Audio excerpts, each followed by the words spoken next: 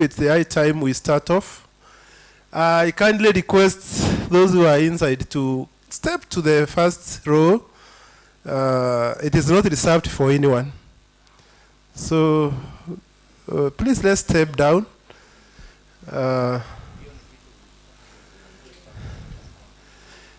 Wambua, naomba tushuke huku chini tafadhali. Elizabeth, hii kiti ya mbele leo ni yako. Anderson, mketi huku. So we are lucky our keynote speaker is with us today. Up to midday, you'll be leaving, and he is preparing good things for us. We will have a short meeting with the senior management on the things where we want to go as a school. On that note, I want us to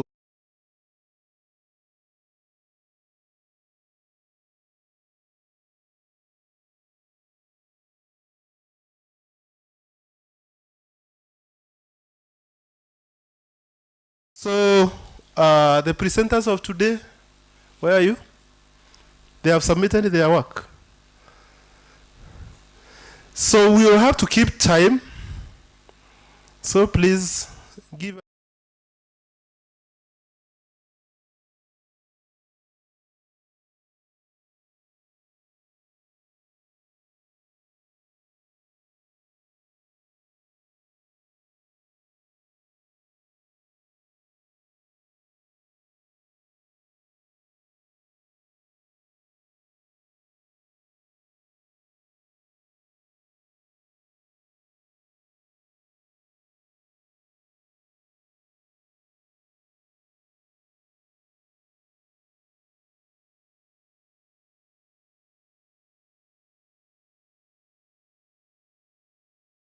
Viti ni zenu. Chair Sakayo, Dr. Sakayo, tushukeni huku chini. Leaders don't stay behind. They stay ahead. Okay, let's stand up and bow our heads for a word of prayer.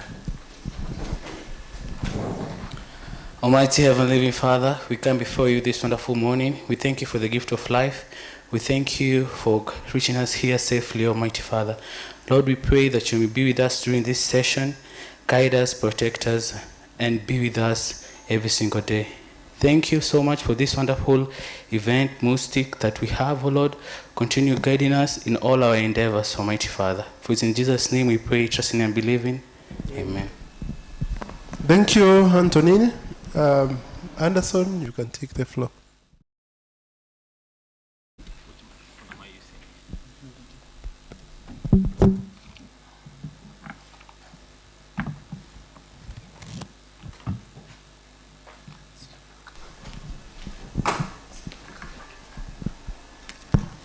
Thank you, Dr. Kubai. Thank you, Professor Moshide.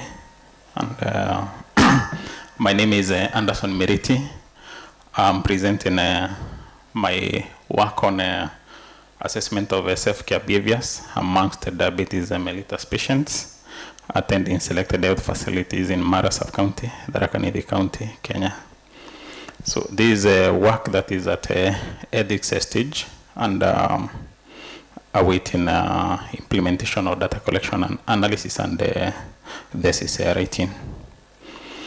So diabetes is a chronic metabolic disorder that is characterized by elevated sugars or blood glucose, which with time leads to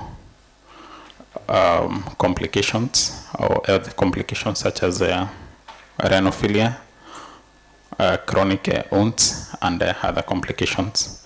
Currently, it is approximated that about 506 million people globally have diabetes, and this is about 10% of world's population which has diabetes. This burden is projected to increase to about 783 million in 2045, and this is according to Sanital 2022. In Africa, it is estimated that the burden is at 24 million. And in Kenya, approximately 10,000 people have diabetes, have died of diabetes-related complications. And self-care is an important practice by diabetics or diabetic patients in preventing diabetes complications and diabetes-related mortalities. Self-care involves diet or the recommended dietary practices, exercise, self-monitoring of blood glucose, and body care. It helps to improve the quality of life and also minimize health complications. Studies have shown poor self-care behaviors, and that was reported by Lacra et al. In 2022. And in India and Africa, other studies have shown poor self-care behaviors. Problem statement: diabetes burden is increasing rapidly in Africa, and in Kenya, currently 3.3%. That is approximate 2.3 million people are living with diabetes. And in 2021, diabetes accounted for approximately 10,000 deaths. That was according to Ontario et al. In 2023. In Kenya, we have limited information on diabetic self-care, and specifically in the study site where the study is to be conducted, there is a little on or no documented study on diabetes self-care behaviors. Why this study? Diabetes self-care improves the quality of life, and much of it is usually practiced by patients themselves with minimal assistance of healthcare providers. This study is aligned to WHO aim of reducing diabetes mortalities by 2/3 by 2030. And results from this study will guide targeted interventions on self-care domains that have a deficiency. My research questions are: 1, what are the commonest bodily care behaviors among diabetic patients in Mara sub-county? What are the dietary habits practiced by diabetic patients in Mara sub-county? What is the level of medication adherence among patients with diabetes in Mara sub-county? And what is the effectiveness of self-monitoring of blood glucose among diabetic patients in Mara sub-county? Specific objectives. 1, to determine bodily care self-practices among diabetic patients in Mara sub-county. 2, to describe the dietary habits amongst diabetic patients in Mara sub-county. 3, to examine adherence to medication amongst diabetic patients in Mara sub-county. And 4, to assess self-monitoring of blood glucose by diabetics in Mara sub-county. This is the conceptual framework showing the relationship between the independent variables and the dependent variable. And the independent variables are dietary habits, bodily care habits, medication adherence, and self-monitoring of blood glucose, which altogether influence self-care behaviors or account to the self-care behaviors. Materials and methods. The study will use a descriptive cross-sectional design, and the study population will comprise of patients diagnosed with diabetes on treatment and follow-up in selected health facilities in Mara sub-county, that is Tharaka County. Sample size was determined using Yamane formula, and I arrived at a sample size of 286. The sampling technique is that every health facility that will be selected for the study will be apportioned an equal sample according to the number of patients and then systematic random sampling will be used. So the sampling frame will be the diabetics registers in those in the selected health facilities. Okay. Data analysis will use SPSS version 25, and scores will be computed as overall scores will be computed for the self-care behaviors, which will be categorized as either poor. Thank you.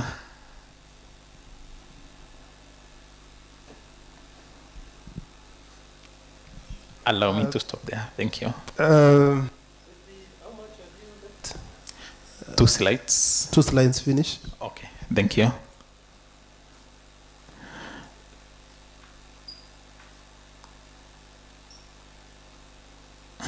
So scores will be computed. That is the overall score, and these will be categorized as either poor, fair, or good. And then individual scores for individual domains will also be computed, and a novel analysis of variance will be done to determine if there's statistical significance between different groups.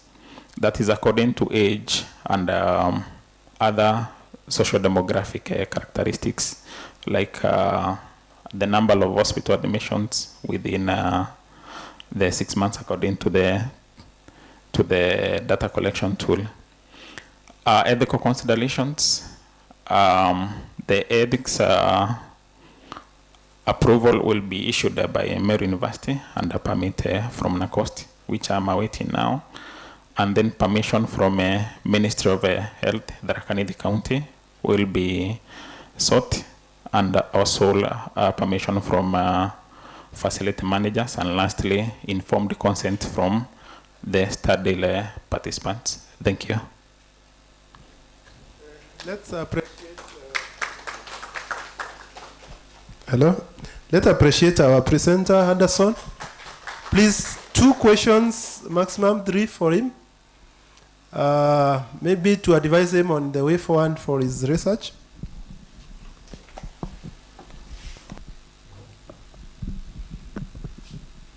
Thank you, Anderson, for the good presentation that you shared with us.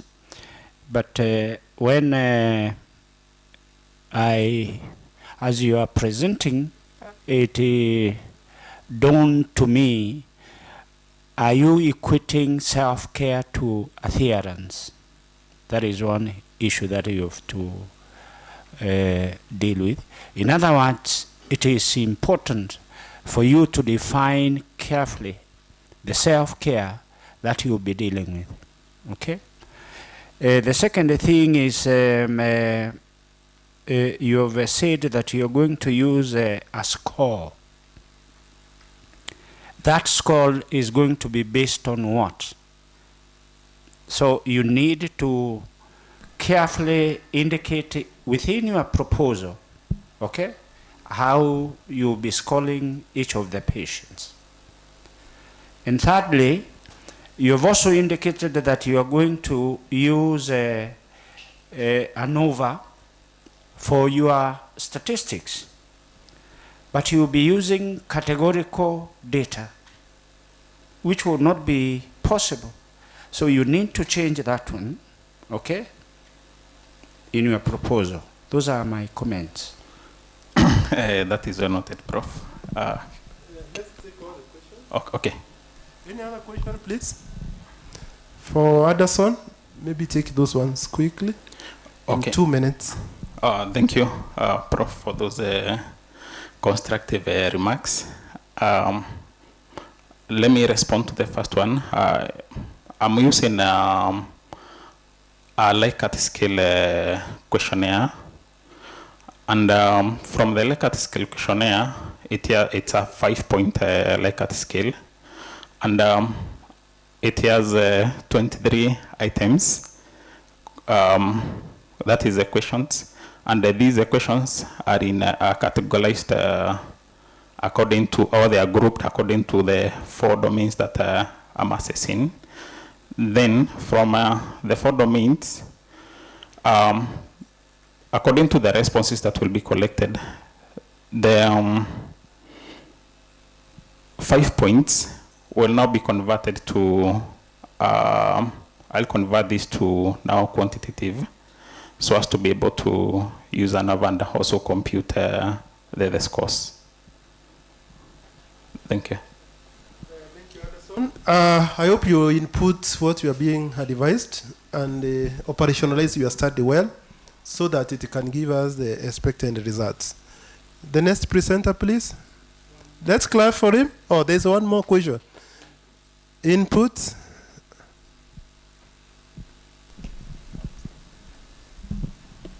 Good morning, members. I'm Stephen. My input is on the sample size calculation. So you mentioned Yamane. So you did not show us the formula. So we need to see the formula there, and also the fingers you used to insert in that formula so that you can get your final sample size we saw. So that is not shown. Maybe in the future you can also consider it. Okay, I hope that is noted. So any other question? I think we proceed to the next presenter. There's one question, please. Okay, the last one. Yes, the last one, I'm just concerned about the self-care practices. Now that we know that they are the general self-care practices for non-communicable diseases, which we've not been able to see, he's talked about the bodily practices and a little bit of some complication like foot care and the rest. So maybe you need to consider that, things like ceasing alcoholism, ceasing smoking, and then the dietary practices are part of the larger WHO self-care practices for non-communicable, so that you have all of them captured for the diabetic patients. Thank you, Elizabeth, for that comment. Anderson, you are hearing those very important inputs. Please work on them so that you can move to the next level and make your work more relevant. You're in public health, so your work should be more relevant to the community aspect of diabetes management. Thank you. There's a question from Rob Goodman. I'm curious if you're planning on measuring any social support or like peer support for the patient. As with any chronic disease, when a patient is required to have some extended behavioral practice, that can become draining, and depression and stress and other things, and social support can help with it. So I'm curious if you're planning on measuring that, and if not, why not? Okay, thank you, Prof, for that remark. I'm not planning to measure that. The study was only limited to the practices that the patient do, or the behaviors that they engage themselves in, so as to promote positive health outcomes. Sure. What I'm challenging is that those behaviors occur in isolation. There's no patient is an island. They're part of a social network, and that social fabric can facilitate or challenge care. So that's my. Prof is asking, what triggers those behaviors? Attack the source of the problem. That is actually where we are missing the social connectedness when it comes to disease prevention and control. So your research should go beyond just checking the behaviors which are leading or influencing the outcomes, and look at who is triggering this behavior. For example, if I drink alcohol, what makes me drink alcohol? If I'm becoming overweight, sorry to say so that, but what is triggering me to be overweight? So we need to see that social connectedness when it comes to disease, and check. WHO is doing a lot on this area, which we need to start addressing as healthcare providers. Thank you. Okay, thank you. Let's have the next presenter, please, and we move.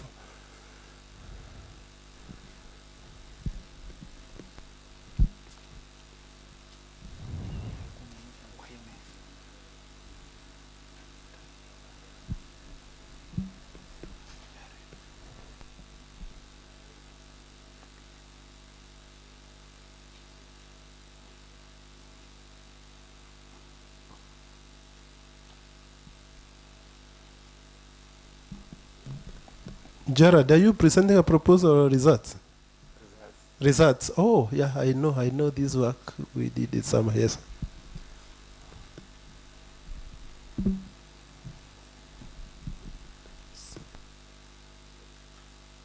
We are giving you 7 minutes because you are not giving us a literature review, you are giving us results and the findings we got from Daraka. And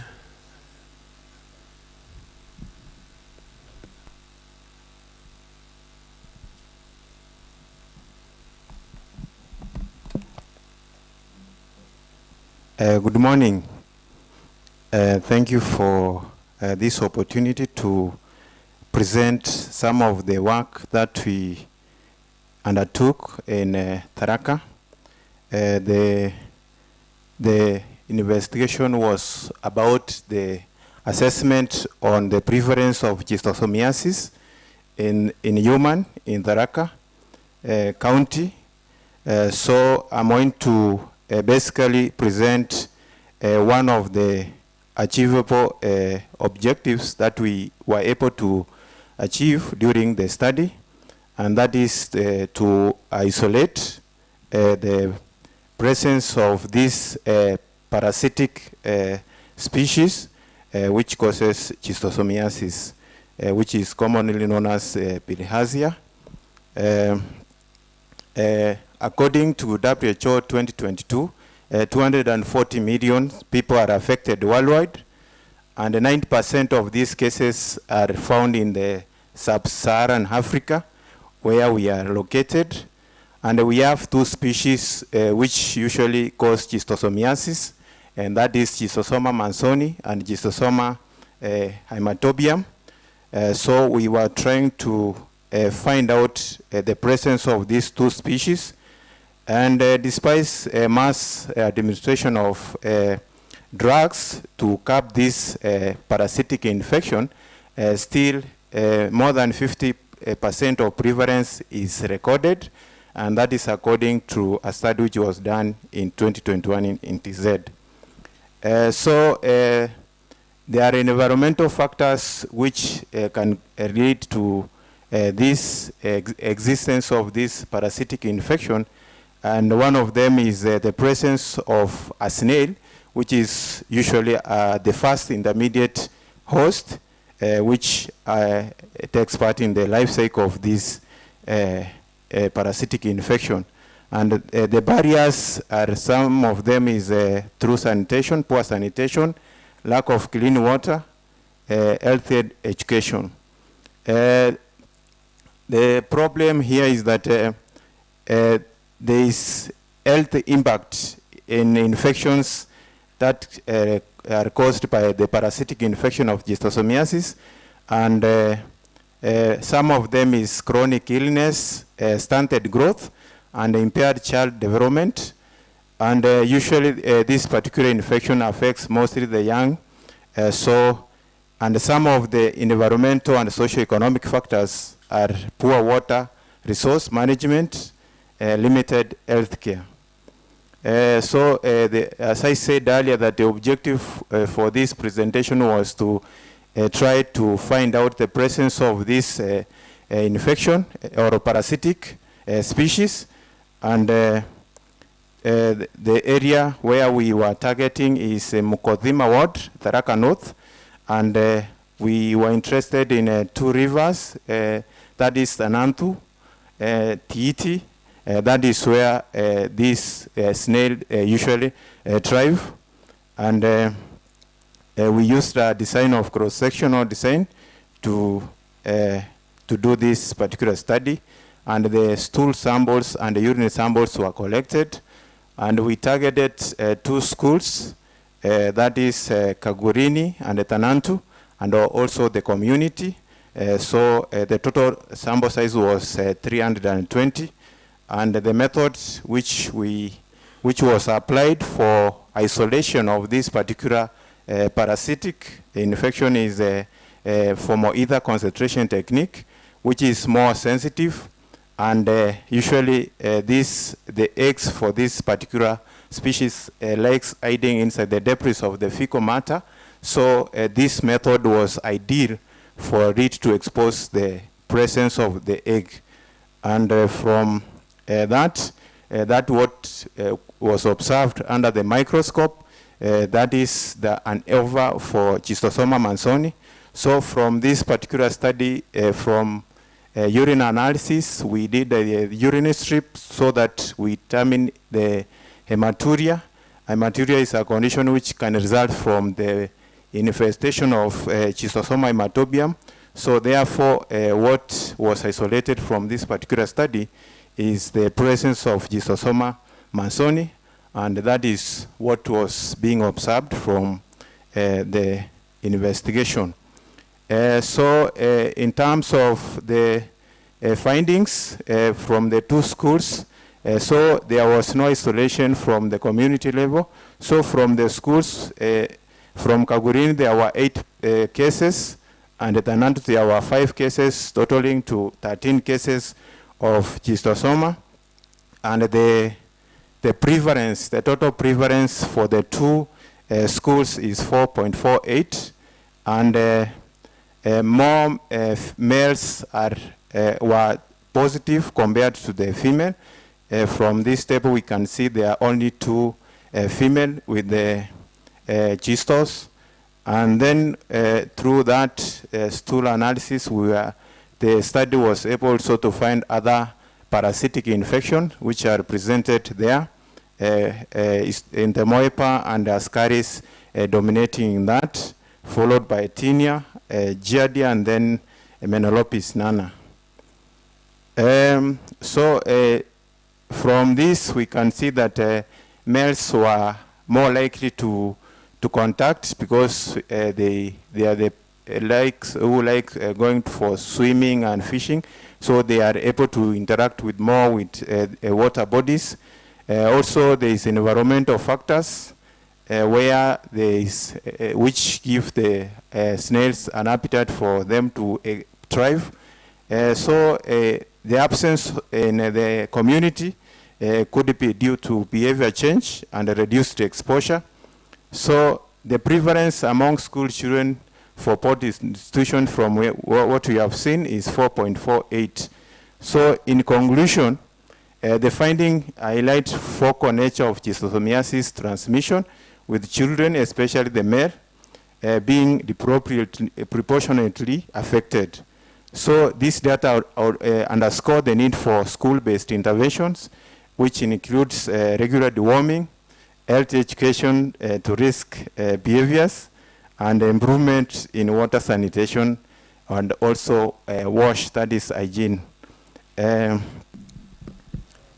is a health talk that was happening to the children, and also through that particular study, we were able to donate sanitation technology to the schools around the 2 schools. That's where the study took place. Thank you for that. Thank you. Let's appreciate Gerard. So at least a few questions for Gerard. Please, questions on that study which was implemented and executed in Tharaka.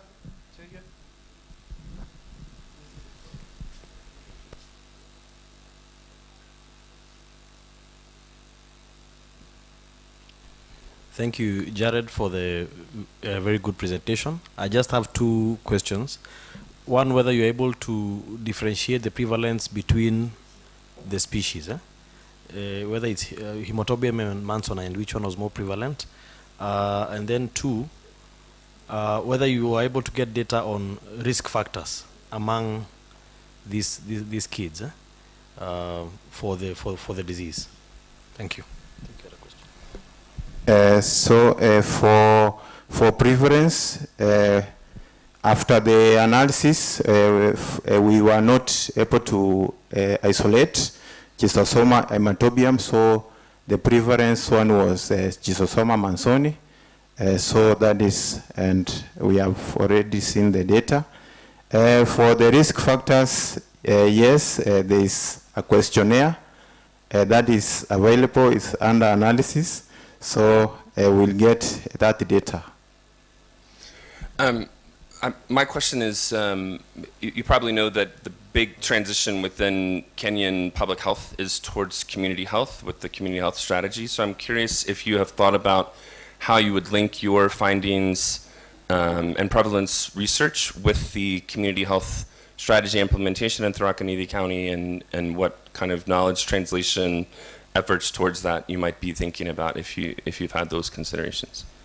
Yeah, that was amongst the considerations, because for if we found this particular infection, then through this study we could have there could be the interventions that could be taken to this community, so that it can help to curb this the transmission of this infection through, like now, drug administration.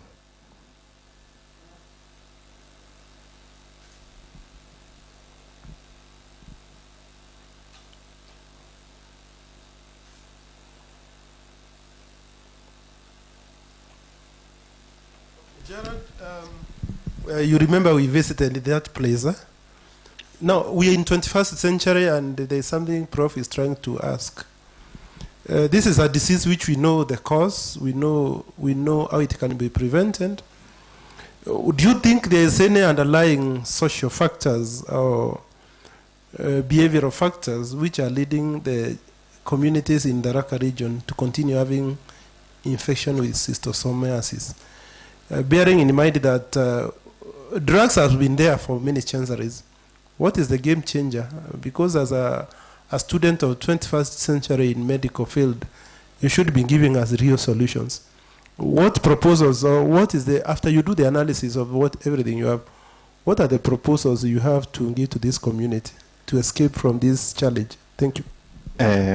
Thank you, Doc, for that. So one of the solutions is to engage a community. That is through community education, right from the young generation upwards, so that they are aware of these infections, the existence of these infections, so they will be educated on the mitigation mechanisms that can help in ensuring that these infections does not reoccur even after there is drug administration. Any more questions for Jaran? Do you want to? Okay, there's a question from Victor.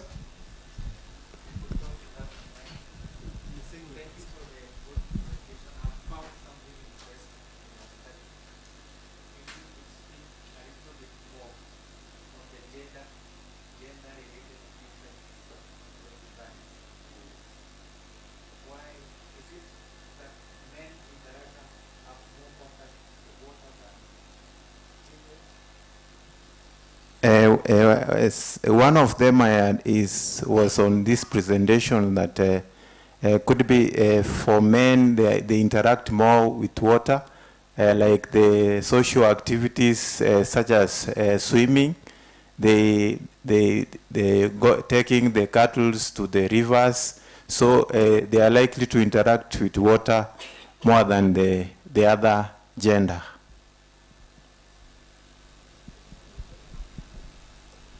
Okay, I think we had it there. We have the next presenter. Thank you, Jared, for that presentation. But please fill the gaps. You didn't tell us about the toilets. Actually, that's a project I partially participated in. We had an intervention whereby we did around 8 toilets or 6. There were 6 toilets in 2 schools because, of course, sanitation is a very big factor when it comes to schistosomiasis. The only problem is, are they being used?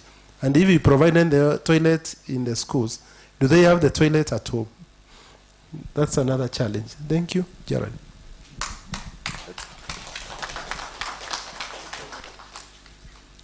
The next.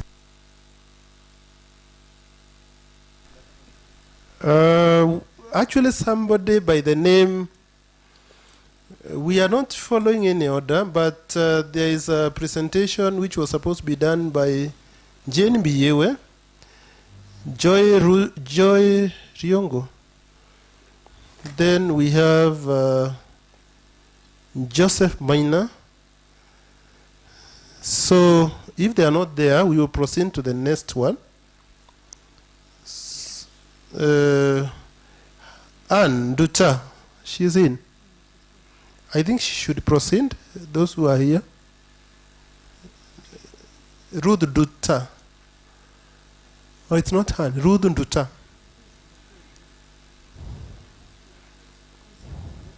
The first one was supposed to be Jenny Biyewe. The second one was Jenny Biyewe. The first one was supposed to be Jared, and Jared has done it. Then we had Jenny Biyewe. Then from Jane we have Samuel Njagi, Malik, the group of Peter Joseph, Kasioki, Atanas, Malik. You are here. Oh, good. Prepare to be the next one. You are who? You are? And Kamau. You will be slaughtered. We slaughtered people the way they came. So please, now that you are here, we are sent your presentations and okay. Good morning. My name is Ruth Nduta. I'm doing a study on the assessment of knowledge, attitude, practice in the adoption of molecular diagnostic in cancer care and treatment among healthcare workers in Kenya. So this is the outline of my presentation, which will include the introduction, the problem statement, objective conceptual framework, study design, data analysis, and ethical consideration. So to start with, cancer is a major global health challenge that is caused by a complex of group of diseases characterized by uncontrolled growth and spread. It is the third leading cause of morbidity and mortality globally. And according to a study done by Brielle et al. In 2014, 3/4 of the 20.4 million deaths that were recorded in 2024 was a result of this cancer. According to a study, it suggests that 1 in every 5 people will get cancer during their lifetime, and 1 in every 9 men and 1 in every 12 women will die from the same. This burden is disproportionately high in low and middle income countries, in which Kenya we are situated. And the potential causes include limited access to early detection, advanced diagnostic, and specialized treatment. And according to a study done by Frael et al. In 2019, it is projected by 2040, these cancer cases will have doubled in this sub-Saharan Africa, and therefore it will be the leading, sub-Saharan Africa will be leading in global cancer cases by that time. In Kenya, it is also the third leading cause of death following infectious and cardiovascular disease. And between 2018 and 2012 and 2018, the annual incidences increased by from 37,000 to 47,887 cases. And if you do the mathematics, this is 30% increase, and the morbidity increased by 16%. All this high morbidity and mortality are as a result of late diagnosis, where 70 and 80% of all cases are identified at later stage. That includes stage 3 and 4. We also have inadequate diagnostic facilities and unequal distribution of cancer treatment centers. As we shall be seeing, there are regions that have only 2 cancer centers, despite the high numbers that are being reported in those regions. So why are we doing a research on molecular diagnostic? This is a field of medicine that focuses on analyzing biological biomarkers at the molecular level, which include the DNA and the RNA. And this, it plays a key role in diagnosis, monitoring, and guiding treatment decisions, which provide insights into molecular changes that can drive cancer development and behavior. Among the benefits that are associated with molecular diagnostic over the conventional methods that are currently being used include improved survival rate of cancer patient by 40 to 60%, and this is supported by a study that was done in 2014. We also have enhanced precision in diagnosis and identification of patient risk by identifying the specific genetic alteration other than dealing with dealing with the whole body, like we go to the specific part where that cancer is. Additionally, it enables personalized treatment that is based on molecular profiling and significantly improves the efficacy of treatment and therefore reducing the adverse effect and enhancing the quality of life compared to the invasive methods that are currently being used. And finally, it improves monitoring and recurrence detection, which enables tracking of molecular biomarkers, and that will be supported by a study that was done by Sankarana at 2019. The problem statement. So the current problem that we have is that Kenya faces a high cancer burden with rising incidences and mortality rates. And molecular diagnostic provides early, more accurate cancer detection and personalized care compared to the conventional methods that are currently being adopted. And finally, the adoption of molecular diagnostic is increasing. However, it is not effective or it is not maximally used. And therefore, we would want to know, to use this to know the knowledge and the attitude and the practices that are missing, such which is making that molecular diagnostic not fully embraced in all facilities. So the current gap that we have is that we have limited data on healthcare workers understanding their confidence and the use of molecular diagnostics in Kenya. And what we would want by the time we are finishing this study is that we would want to assess the knowledge, attitude, and practice among healthcare workers to identify barriers and inform strategies for optimizing the adoption of molecular diagnostic and improving cancer care. My broad objective will be to assess knowledge, attitude, practice, and readiness for molecular diagnostic in cancer care among health professionals and facilities in Kenya. I'm having two specific objectives, which include assessing healthcare workers, knowledge, attitude, and practice regarding molecular diagnostic in Kenya, and also to identify key barriers and enablers influencing the adoption of molecular diagnostic among cancer care practitioners.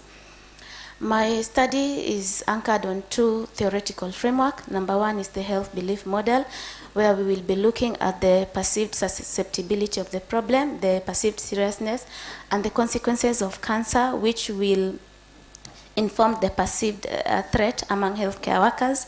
We'll also be looking at the perceived benefit of the specific action, and this specifically is on the adoption of molecular diagnostic, and the perceived barriers that are leading or influencing the uptake of this molecular diagnostic and therefore affecting the outcome. And this will give us the self-efficacy, which is perceived ability to carry out the recommendation on molecular diagnostic.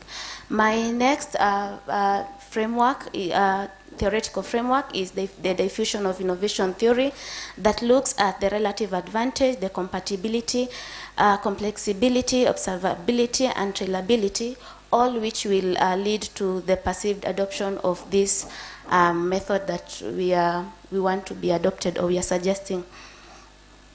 This is my conceptual framework. I have the independent variables, which include the knowledge, the attitude, and the practices, which are governed or affected by the complexity and cost, the policies that are in place, the environment, and the facility resources, which overall affect the overall knowledge, attitude, and practice score regarding the adoption of molecular diagnostic. So this is my study design. It is a cross-sectional. I'll be using both quantitative and qualitative method.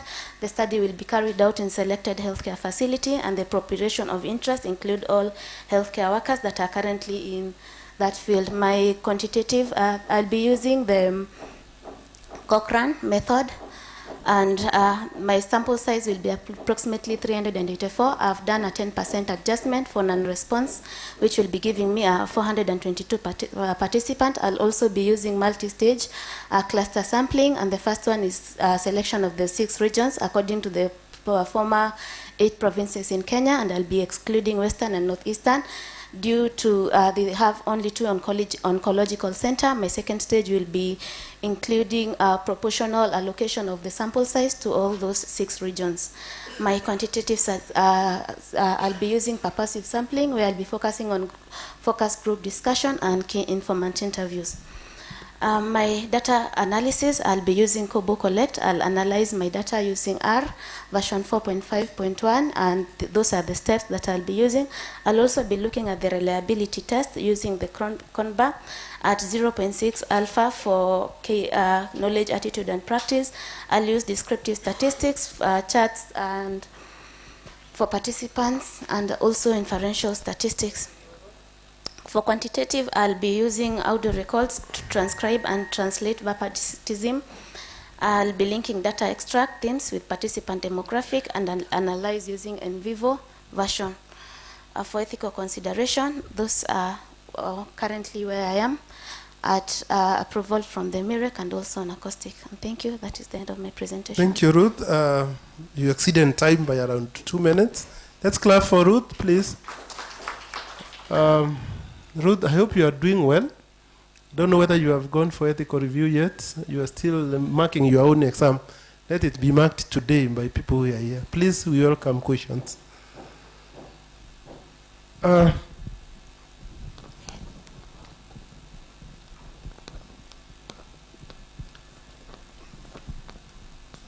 Thank you, Ruth. Mine is just one. Have you used R before?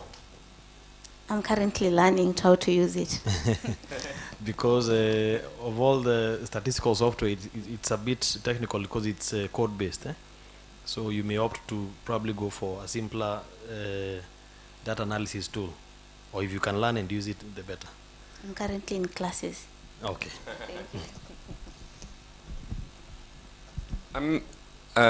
Obviously, there's a lot of information that you're flying through. I'm curious what your plan for compensating your sample size is. It seems like 10% non-response rate if you don't have compensation seems like it might be understating the number of people at a clinic who might want to take up a survey. We are not planning on compensating them. This is, for the questionnaire, it is an online tool. We will be distributing it among healthcare workers, and we do not have a way of compensating them. Yeah.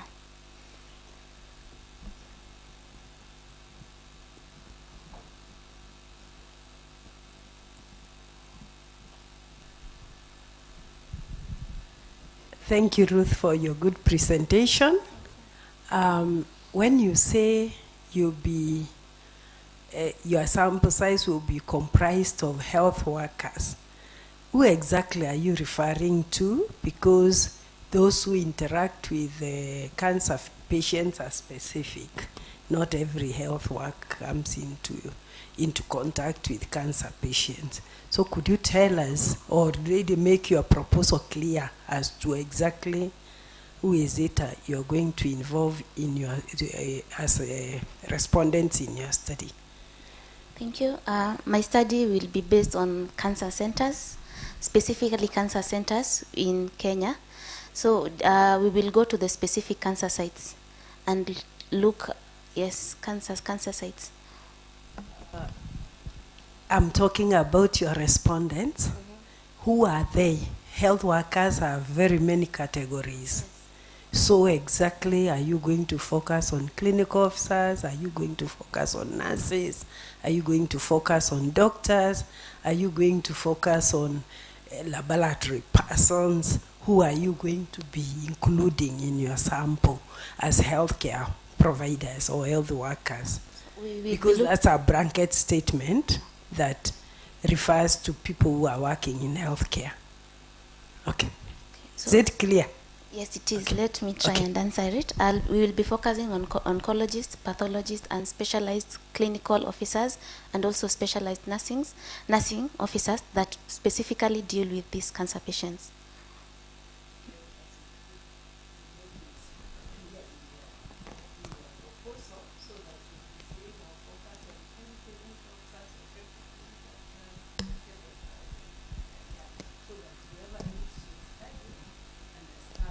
Who is it you're dealing with, or who is responding, who understands what is molecular testing? Yeah? Okay. Thank you, Ruth, for your presentation. My concern is on how you will be able to get the people who are responding. You're talking about purposive. Maybe you need to consider, because I don't know whether you have identified the different health workers, according to what Prof is saying, in the different regions, so that from there we can see a representation of each region with how you've calculated, so that it becomes more of a representative, more than just saying that you will just take people according to how well they want to respond. To respond on that, in my proposal, I have done that. It was the first stage in categorizing all the people, all the regions. I categorized all the 71 cancer facilities according to regions, the former 8 provinces. I excluded Western and Northeastern because they only have 2, and I concentrated on the other 6 regions that bear the highest burden, or they have the highest number of healthcare facilities. So from there, I'm looking for a way that I'll not be biased in distributing the 422 participants. That's what I am concerned with. Okay, I'll look into that. Thank you. Thank you, Ruth. I think we can let her go if there are no more questions. But take the inputs. Research should not be biased, because you are going to check on the do's and don'ts, what we do. It has to be very scientific. The next presenter, please. Oh, there's a question. Please, let's guys step down. I request all people to come near. We are giving our rapporteur, the person who is walking very long distance when we have a lot of space. So please, our ushers, Betty, you can help people to come down if they don't know where they're supposed to sit. Help people to step a bit. No? Dennis, ukuje hapa mbele. Sasa wewe unakaa huko bando utusaidie. You are not helping us. You are making our time management to be very difficult. When you are very far away and we can't get hold on you. Let everybody step ahead. If you want to go out, you just go out. Thank you.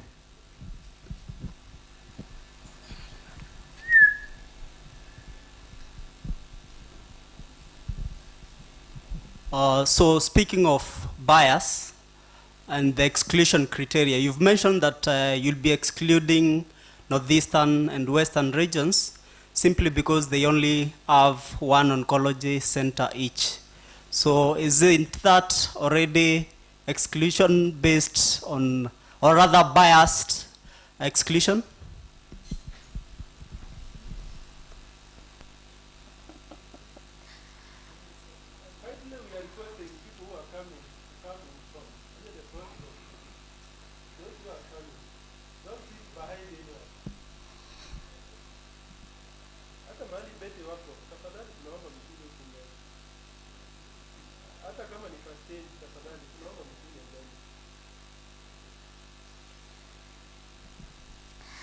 I'll reconsider that and maybe include them, and then, yes.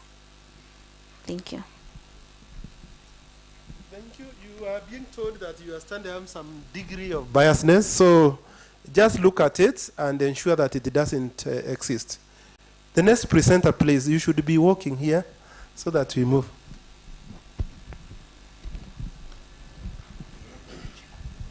Anampio, I'm requesting you help me. Let nobody sit behind Betty. Let all people be here. Otherwise, they are making our whole look very empty. When we are not empty, we are scattered everywhere.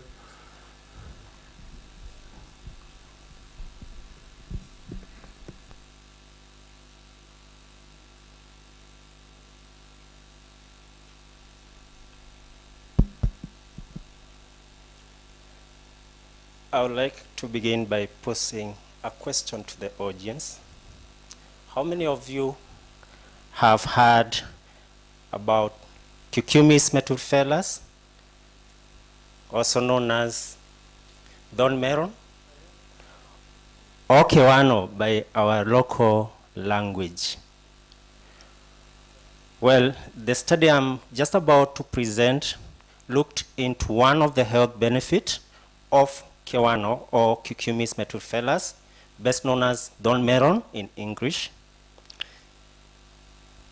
My name is Muriuki Dennis, and I'm here to present our paper titled Hyporipidemic Effects of Non-Beta Cucumis metulifelis Fruit Extract in a high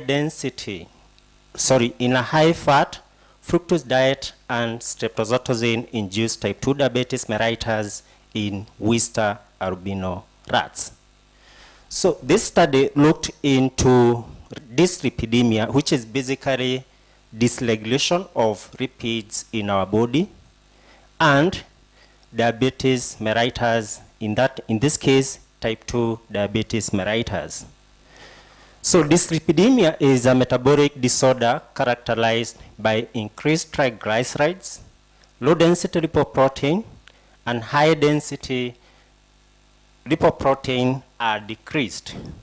It is associated with an increased incidence of diabetic complications, including coronary artery disease, neuropathy, among others. Dyslipidemia is linked to approximately 50% of global ischemic heart disease. This is according to studies that have been published, contributing to over 40% of cardiovascular disease-related deaths.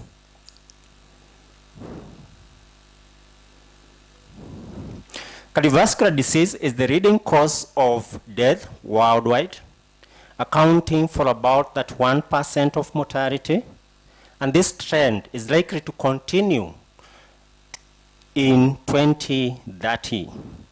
The non-beta Cucumis metulifelis fruit is used by some communities in Kenya, like Kikuyu, in management of type 2 diabetes. However, its therapeutic benefits, especially on the lipid profile, are yet to be adequately studied according to the studies reviewed in this study. The aim of the study was to determine the effects of non-beta Cucumis metulifelis fruit extract on the lipid profile of high-fat fructose diet and streptozotocin-induced type 2 diabetic Wister albino rats. This study was conducted at JQuat Safari Animal House, and an experimental laboratory-based design was adopted. The animal model of choice in this study was Wister albino rats. So this is a flow diagram of how 64 male albino Wister rats were divided into two major groups. That is control group that received the standard rodent pellets diet and 0.9% normal saline injection. The experiment group was the second group, which received high-fat fructose diet and streptozotocin injection to induce type 2 diabetes mellitus. The experimental group was further divided into three subgroups. That is treatment group number 1, which received the standard drug, which is pioglitazone. The experiment or the subgroup number 2, which received the low-dose Cucumis metulifelis fruit extract, and from now henceforth, allow me to refer to this fruit as CMFE. And that subgroup which received the high-dose CMFE. That is a picture of the fruit, how it looks naturally with its vines. Extraction of this fruit was done through macellation technique to get a final product of CMFE paste. The high-fat fructose diet was prepared, and that 5% of calories was from fat and 10% fructose solution, and this was administered freely throughout the experimental period for the experimental group. Diabetic induction was done through a single intraperitoneal injection of streptozotocin drug on day 42 of the experiment.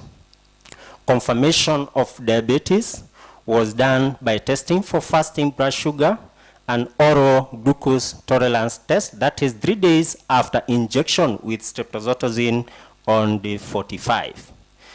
Treatment, the one group received pioglitazone and the other two received CMFA, starting from day 45 until day 70 of the experiment.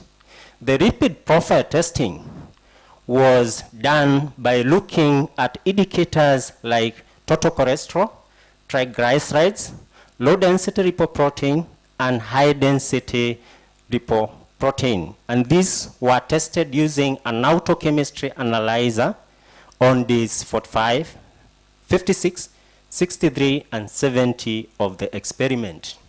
Data analysis was done using SPSS version 25, and ANOVA was used to compare multiple means with 2 key statistical tests being used for post hoc analysis with a P of less than 0.05. That is 95% confidence level.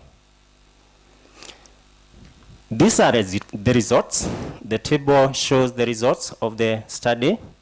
And as I alluded earlier, the indicators were total cholesterol, triglyceride, high-density lipoprotein, and low-density lipoprotein. Testing days, 45th day of the experiment, 56, 63, and 70 of the experiment. There were 4 groups. That is the control group, the positive control, which received the standard drug, which we all know about. It is used for treatment of type 2 diabetes mellitus, that is pioglitazone, and low-dose cucumis or CMFA, and high-dose CMFA.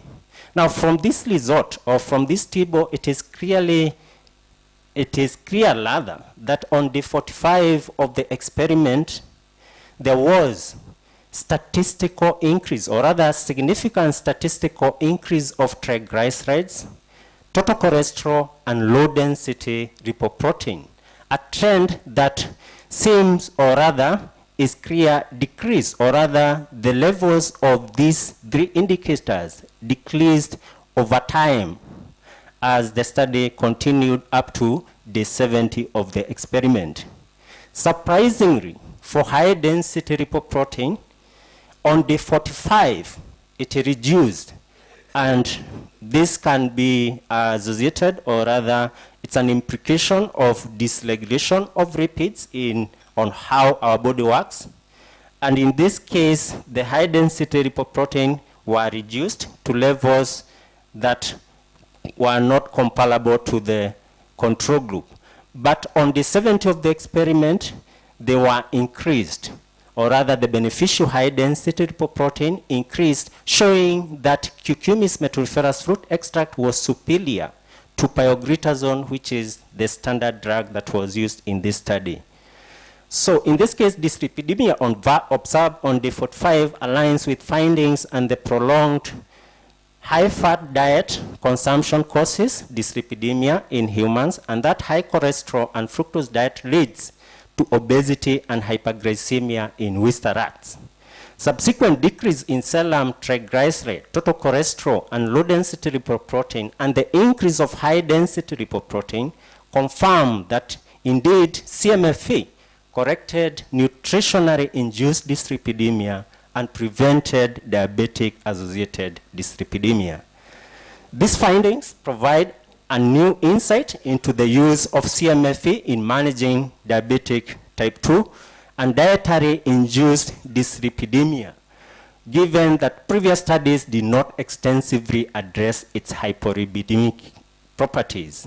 The conclusion of this study is that non-beta CMFA possesses hyporlipidemic properties, effectively collecting nutritional-induced dyslipidemia and preventing type 2 diabetes-induced dyslipidemia.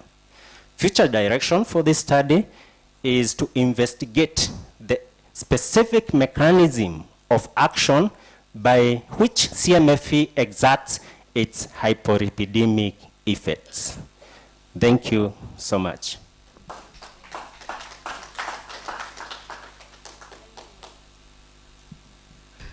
Thank you for the good presentation, Dennis. It's now open for question time. Who has a question?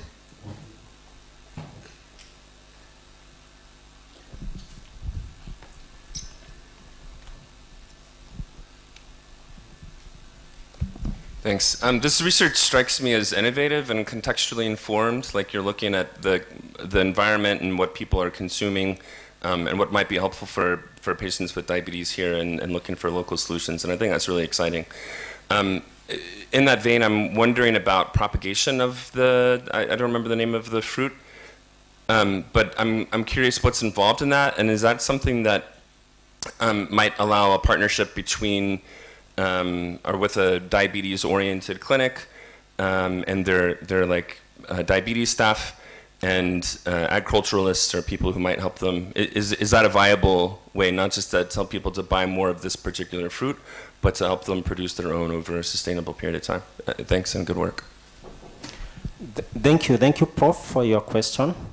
As we all know, right now, this fruit is already being used in our society in management of type 2 diabetes mellitus, not as a single therapy, but as an adjunct to other treatments we offer to the diabetic patient.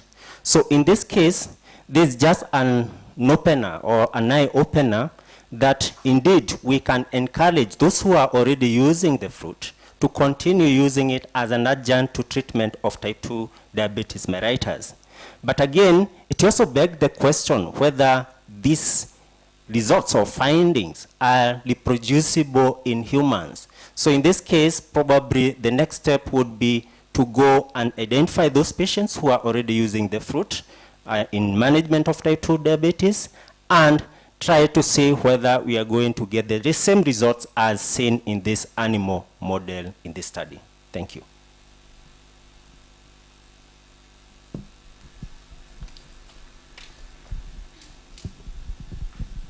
To help you answer Prof's question, that plant actually grows wildly. It grows in my farm wildly. So if you grow it, the better. Cultivation will even produce more. Then coming to my question, maceration mimics natural consumption. So which is good for your study, because if it goes to the community, it means direct benefits without a lot of costs. My question now is on the choice of dosages. Why 200 and 400? Then the next question is also on the choice of timings of measurement. Why those specific timings? Do you have a justification? Thank you for your question. Now, about the dosages, this was based on a pre-trial test, or rather study that was carried out to see whether there was indeed effect of CMFE in this kind of a study. So the highest dose was identified to be about 500, but the lowest dose was gotten through an algorithm where we use the highest dose to calculate the lowest dose in this case, because this fruit has not been studied, or rather its dosage has not been studied in humans, and humans actually consume it like any other fruit in the society. So that's why I was not able to come up with a specific dosage that is in reference to what is being done. It is just eaten as a fruit. And that's why probably in my research I've not dwelt so much on isolating the active ingredient, because as at of this moment I'm not sure whether they work in concert or it's a single molecule in that fruit. The next question about the choice of the testing days. One would be, this was part of other objectives in the same study. The first one, I was looking at the blood sugar, and therefore I wanted to see the trend That is over time. Over time, for example, what happens in a diabetic patient, for you to monitor blood sugar, you need to look at this patient or do testing over a period of time to ascertain for sure that indeed your treatment is controlling blood sugar or not. So in this case, I chose a 1-week interval for a period of about 28 days. As you can see, it is from 42 to 70 days of the experiment. Thank you. Maybe as a recommendation to future similar studies, you can check the similarities in humans and mice or the lab animals that you're using to know how to estimate the timings that correspond to, for example, the time when diabetes is induced in humans and the lab rats, and also for the dosages. For example, if it's the entire fruit that is consumed by humans, you'd better test that entire fruit in the mice so that it will be easy to implement the recommendations. Thank you. Thank you for the input. Thank you, Dennis, for the very informative presentation. I don't know whether your background is in immunology or it's in public health. I'm not sure. It is in medicine. Or medicine. Yes. Okay, that explains, because I'm thinking this is basically a clinical trial. And I know thorn melon is a common fruit. Yes. And I've not seen or had any side effects to it. True. So I'm thinking, just for a simple cause-effect relationship, if you could probably get a group of diabetic patients who are using the same medication, and then probably have one group not eat the thorn melon, another group probably have the thorn melon. Do like a small cohort, probably over a year. Maybe you could deduce a cause-effect somehow. Because I'm thinking if you do a trial, then you must have like a phase 4 where you want to do a human trial. So I don't know whether that is part of your future. Yes, thank you so much. Yes. Actually, exactly, it sounds like you have read the proposal I'm coming up for my PhD. So that is an area I'm looking into and I'm pursuing to explore as one of my PhD objective in the thesis I'm working on. Thank you. Thank you, Dennis. Anyone with any question? I think you have exhausted. So thank you, Dennis. You can Thank you. Thank you so much. Sit. Thank you. You can clap for him, please. The next person is Anne. Yes. Come forward, Anne.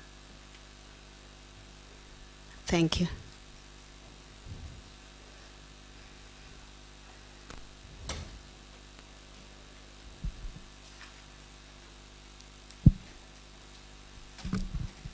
Anne, you have 7 minutes. Good morning, everyone. I'm Anne Kamau. I'll be presenting a proposal on analysis of trends in ovarian, endometrial, and cervical cancers in Nakuru County. For an introduction, cancer is among the 4 main non-communicable diseases that are causing 74% mortality in the global region, and when you go lower to the lower and middle income countries, it causes 86% of mortality.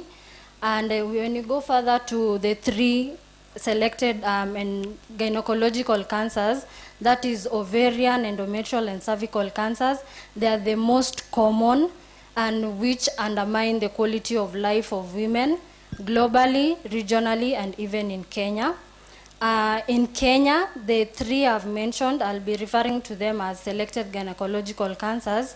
They were among the top 10, according to Globocan in 2022. Cervical cancer is number 2 in women, and in mortality, it leads at position 1. I must mention that women are primary caregivers whose productivity loss results in economic burden. And especially the economic burden comes from the household level, where we have financial burden because of the complicated treatment processes when you're managing the gynecological cancers, and they could be directly through treatment and indirectly considering costs like transportation. And at a global level, it has been estimated that the economic burden of cancer, when being extrapolated from 2020 to 2050, it is at 25.2 trillion. That is quite a big number, and it was proven by Cheng et al. 2023. In Nakuru County, sadly, there is inadequate data on the exact disease burden of the 3 selected gynecological cancers, and it is important to improve the health system in order to eliminate the gynecological cancers. So for the problem statement, as we mentioned that women are family leaders, and by undermining their health status, it is also an economic burden. And there is no current information on the exact incidents, trends, and risk factors that are associated with the selected gynecological cancers in Nakuru County, making it very difficult to implement targeted cancer prevention efforts. And the lack of sufficient data in Kenya and Nakuru County undermines the quality of life of patients suffering from the selected gynecological cancers. And to justify the study is that without exact disease burden, it mirrors a bigger public health burden, because now targeted interventions cannot be given to produce the best results that would be needed. Through this study, there will be identification of disparities at the geographical region, and this will be very important in enhancing health equity and social justice. Additionally, by being the first study that looks into trends of gynecological cancers in Nakuru County, it will open research questions for future studies to be done in Nakuru County, in Kenya, and even in the African region on gynecological cancers. To the research objectives, the broader one is to determine the trends in ovarian, endometrial, and cervical cancers in Nakuru County. The specific objectives, the first one is on prevalence of the selected gynecological cancers. The second one is to determine the geographical epidemiology of the selected gynecological cancers in Nakuru. And then we have to determine the associated comorbidities in the selected gynecological cancers. And we have the last one to predict the factors that affect survivorship of patients that are suffering from the selected gynecological cancers in Nakuru County. The conceptual framework, it is based on the 4 objectives that we have. And our dependent variable is ideally vital status, that is either one is alive or dead. Moving to our research methodology, the study design, it will be a retrospective cross-sectional study design, which will be based on abstracting data from health records from 2018 to December 2024. And the study site is Nakuru Regional Cancer Center. It's the main cancer center in Nakuru. It will be our study site. It's in Nakuru County, in a sub-county called Nakuru West, and in a ward called London Ward. The cancer center is within Nakuru Teaching and Referral Hospital with a bed capacity of approximately 600. The sampling technique will be purposive sampling, which was also used in selecting the regional cancer center. And for the study population, for this case, it will be a census, because we will be checking all the health records for patients who are diagnosed with ovarian, endometrial, or cervical cancer from 2018. For the data collection, will be done using KoboCollect. Some of our independent variables, we have those on sociodemographics, like age, sub-county of residence, marital status, source of income, and even issues on insurance. We have medical characteristics, including the date of diagnosis, the type of diagnosis, the type of gynecological cancer, the histological subtype, the clinical stage at diagnosis, treatment type, comorbidity, date of last treatment, and even date of death in case for those who have died. And as I had mentioned, our dependent variable is its vital status, which is dead or alive. For data analysis, will be done using R version 4.32. We have 3 levels of data analysis. We have descriptive statistics, the basic one, where we use the means and standard deviations for our continuous variable like age, and for frequency, because we have majority of our variables, they are categorical. And descriptive statistics will be very useful in achieving our objective 1 on prevalence, also incidence, and even for calculating the age standardized rates for the 3 gynecological cancers, and even for mortality and their trends from 2018 to 2024. We'll also be doing spatial analysis, where we will be doing the geographical distribution using maps. We'll be using the choropleth maps. Since we are collecting the data from health records, we don't have like the specific coordinates. So the best way we can do is just mapping, and by considering if someone is from a specific sub-county, those numbers are based on the sub-county. And we'll also use some Moran I estimation. This one will be now to quantify. We won't just assume that if a sub-county has, let's say, 30 cases and another one has 10 cases, we say that the one with 30 is worse. We'll use the Moran's I to do statistical analysis to show exactly which factors influence which lead to the geographical impact when it comes to gynecological cancers. We'll also do some inferential analysis, specifically survival analysis, where we will obtain the Kaplan-Meier estimates. Have you seen that our dependent variable is vital status, either dead or alive, and the best method to do this analysis will be survival. The KM estimates, we will do them at 1 year, 2 years, and considering our time frame is up to 5 years, we can get the annual... Your time is getting exhausted. Okay, I'm in the last one, thank you. And then we'll also do the Cox proportional hazard regressions, which will give us the hazard ratios and answer objective 3 and 4. Ethical consideration will be sought on 3 levels. We'll start at the MIREC level at the university, and we are at that level. After that, we'll go to the research license from NACOSTI, and following that will be administrative from Nakuru County, since we'll be using data from their health facility. And the last one will be a waiver of consent will be sought, since we won't be dealing with patients directly, but instead of their data. Thank you. For that presentation. And we welcome questions for Han. He's passionate about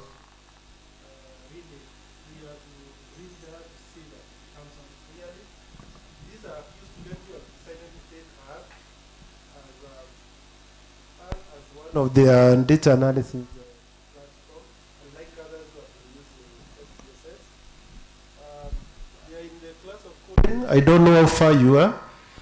So people are worried because how uses a lot of coding. But that's the way to go. So we welcome questions for one.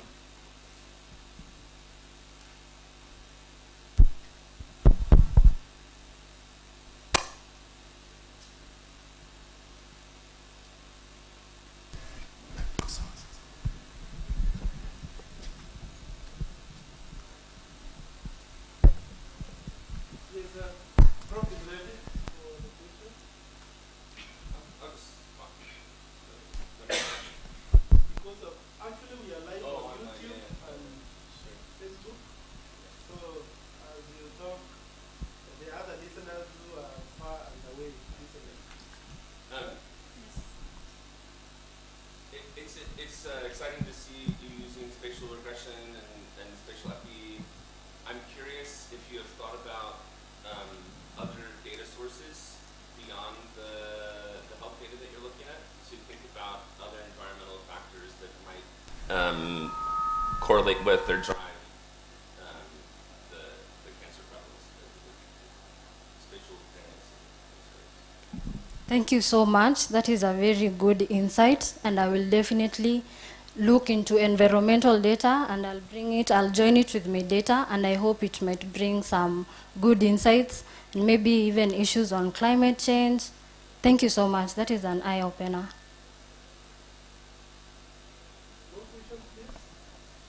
Thank you. If there are no questions, I think we should proceed to the next presenter. Yes, be brief. Give them the mic.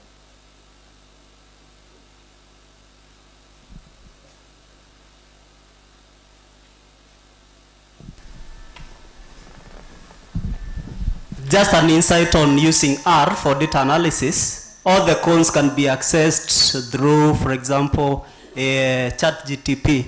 So you only need to know, to understand how to do the analysis, then you can get the cons from there. Thank you so much. Actually, even my supervisors, they assisted me, and I have dummy data analysis for all the objectives, and we have the dummy data that has worked, and I believe it will assist us with the real data as well. Thank you so much. So guys, those who are in public health and epidemiology, we request you to start running R. R is a new way to do things in our research, and it gives very good outputs. On that note, we will break for tea. We will take only 20 minutes to 30 minutes, then we come back so that we don't get stuck in time. Make sure you submit your presentations to the email, and please share our presentations. Go to the YouTube. There's a QR code there if you are not yet connected to the Wi-Fi. Our Wi-Fi is in that QR code. You can scan it and ensure that you send out this message to the world. We are live on YouTube and Facebook. Thank you. Chege will give you directions on where we are going to take our tea. Thank you, Chair. I believe tea will be served where we had it the other day, ECA 05. So I think the basement floor, so we can all gather there for tea. Thank you. The room is secure. You can leave your laptops here, so don't be worried. We have a policeman outside there, not to quell chaos demonstration, but to take care of our things here.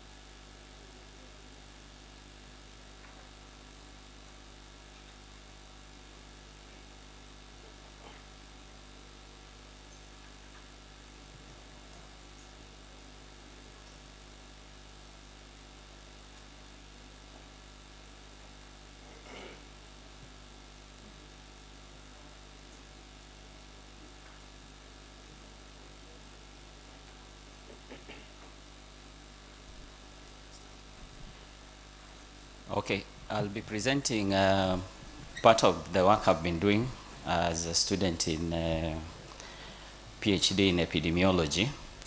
So the work was on the association of hyperglycemia and breast cancer cases in Meru County under the supervision of Professor Moshiri and Dr. Mary Joy Kaimuri. So as an introduction, we are saying there is a global breast cancer burden of about 2.3 million cases as reported as of 2020. For type 2 diabetes mellitus, we have up to 463 million adults who have been linked to cancer through hyperglycemia. So in the Kenyan context, breast cancer incidence has been reported of up to 34.8 per 100,000 cases, and 55.6% of patients are hyperglycemic or have been observed to be hyperglycemic. Glycated hemoglobin, abbreviated as HbA1c test, is a stable biomarker for glycemic control and cancer risk, as reported by Ayub. So this is just a brief background and introduction to save on time. So the problem statement and justification of this study was that with the rising breast cancer cases and type 2 diabetes mellitus in low middle income countries, especially in sub-Saharan Africa, necessitated this to be one of the key areas to look at. Again, there is limited data on the role of glycated hemoglobin on breast cancer or generally cancer risk, as well as prognosis. In Kenya, we have challenges which include late stage diagnosis, low screening with less than 10% uptake of mammography. We have diagnostic delays between 6 to 12 months, as been observed by Antabi and Daniel. In Meru County, we also have rural disparities in terms of awareness, with up to 19% of participants or females who have been asked about self-breast examination, showing knowledge on that. Justification for this study, we are saying that glycated hemoglobin is a cost-effective screening tool. And in this case, by looking at it, it fills the data gap in an African setting, and also informs integrated care policies. So that is one of the reasons why we looked into it. So the general objective was to determine the association between hyperglycemia and breast cancer in Meru County to improve detection, intervention, and management, with specific objectives on the prevalence of hyperglycemia among breast cancer patients, assessing the risk factors, identifying threshold levels of glycated hemoglobin, as well as evaluating glycated hemoglobin as a biomarker for breast cancer. So the research methodology overview. This was a case control study design at Meru Teaching Referral Hospital in Meru County.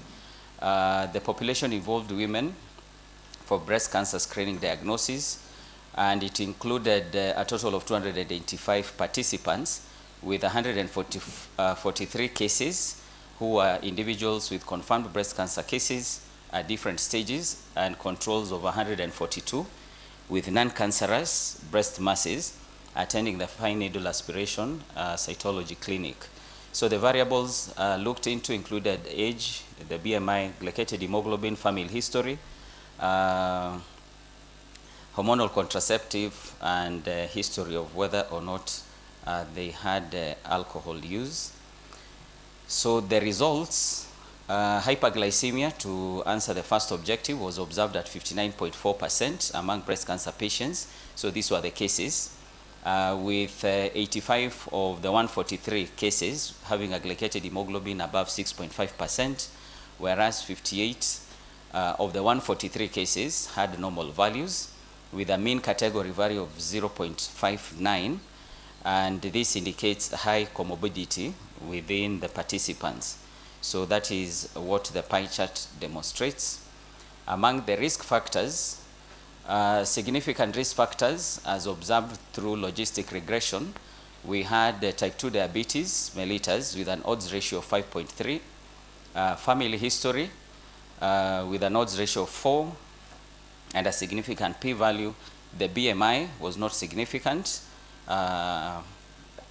BMI was significant, although this is a continuous variable. It may change. Hormonal contraceptive, 2.0. Alcohol use, 2.4. Non-significant was age, with a P, with an odds ratio of 1 and a P of 0.306. Again, this is just a demonstration bar chart of some of the risk factors that we have indicated to be significant. About the threshold of glycated hemoglobin and the receiver operating characteristic analysis, so we can see here that the threshold was that which was for the cases above 6.5% was recorded to be significant. 82% of the cases had a glycated hemoglobin above 6.5, and these variations are according to the American Diabetes Association for the categorization and classification of glycated hemoglobin.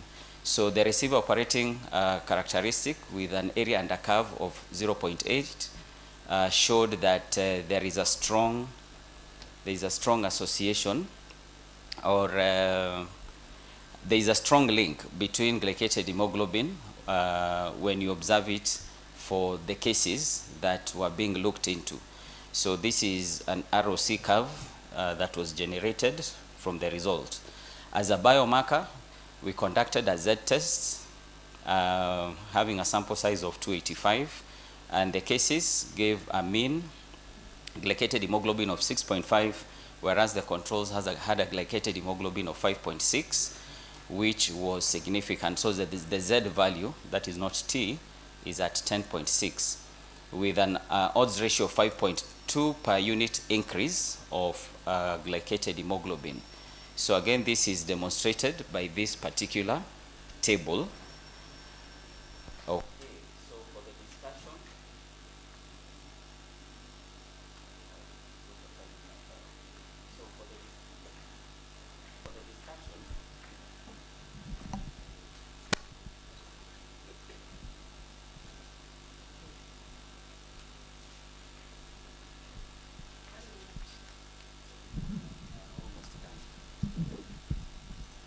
so discussion and public health implications of this study, we are saying that there is a significant prevalence of hyperglycemia, which aligns with Ryogi et al., who observed 55.2 of hyperglycemia among the cases.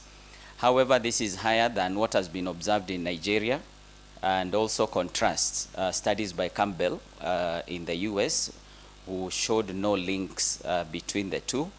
Among the key risk factors that were observed, type 2 diabetes mellitus, family history, and BMI observations have been supported by studies done by Zhang, which are recent, very recent, who have equally showed a strong association between glycated hemoglobin and the risk factors that are being demonstrated.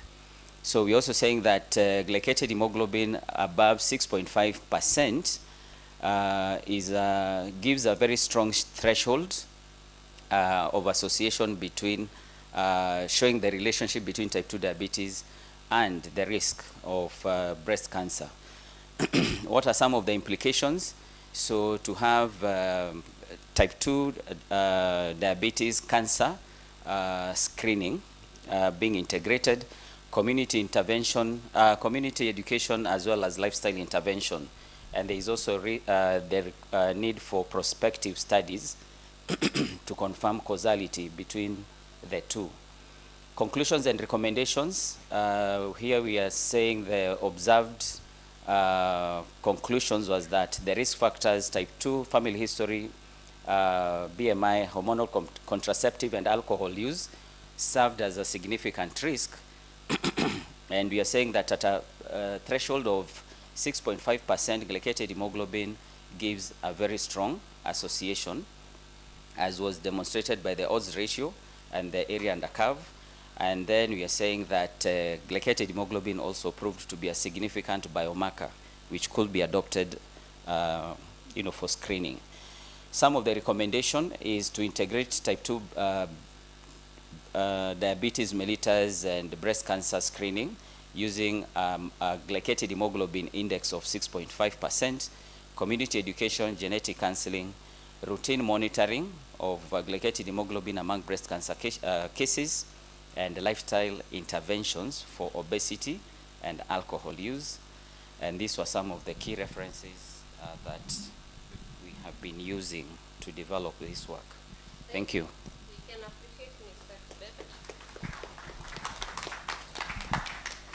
We can take 2 questions from the audience.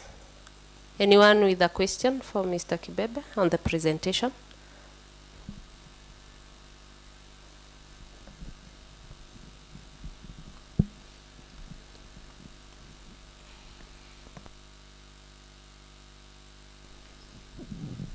Thank you for the presentation.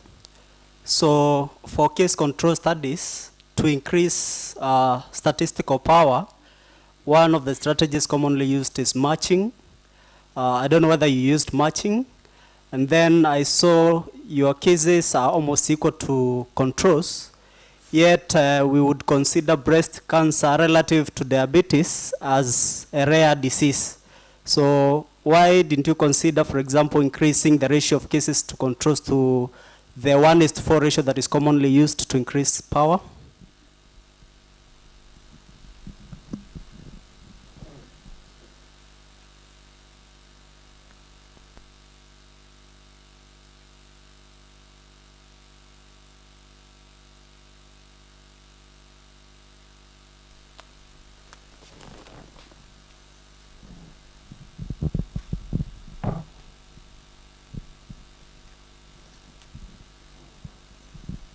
Thank you, Kibebe, for the very good presentation. Most of the questions I had, I'm glad were answered on the slides. My question would just be, maybe from your literature, have you seen any correlation of diabetes with a cancer like prostate, for example, or other forms of cancer except breast cancer? Thank you.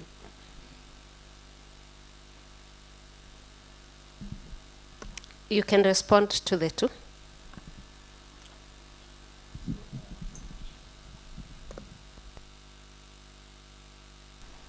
To start with the first question, which was about case control matching. So this is something we have made an attempt. The results were not very conclusive. So it is not yet concluded, but we have made an attempt on doing a case control matching based on age of the participants and seeing whether there are any variations in terms of the outcomes we are getting. Now, to increase power, so here there was, it's something that would have been achievable. However, because of time constraints and some of the challenges we encountered during data collection or during the study, made it, to have like a balanced, a balance between the cases and the controls. Although it might affect the probable outcome in terms of significance, but from consultation with my supervisors is that it is not very significant to change the outcome. When it comes to correlation with other cancers, so it has been noted that there is a positive correlation. The only place where there is inverse correlation between type 2 diabetes is with prostate cancer, where the reverse is being observed, and that one is captured in the literature, which of course we could not be able to present today. So yes, there is a strong correlation with other cancers. It's only that for the scope of this work, we had to limit to picking one category. And of course, this was also in consultation with the hospital pathologists, whom we started first by discussing, what are the cases that are most reported and how to go about it, so that, again, we don't make the work to be too wide and also get out of the required timelines for this particular activity.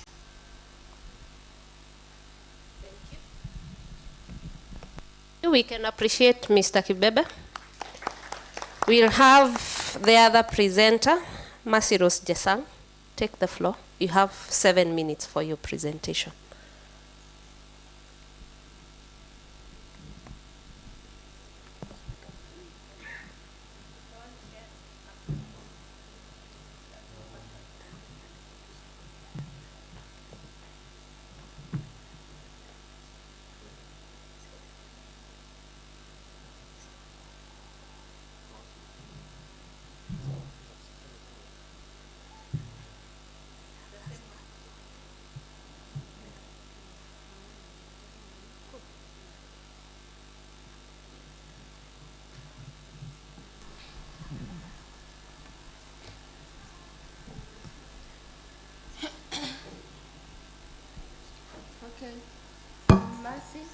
I'm Mercy Jessa, and I'm aphasic.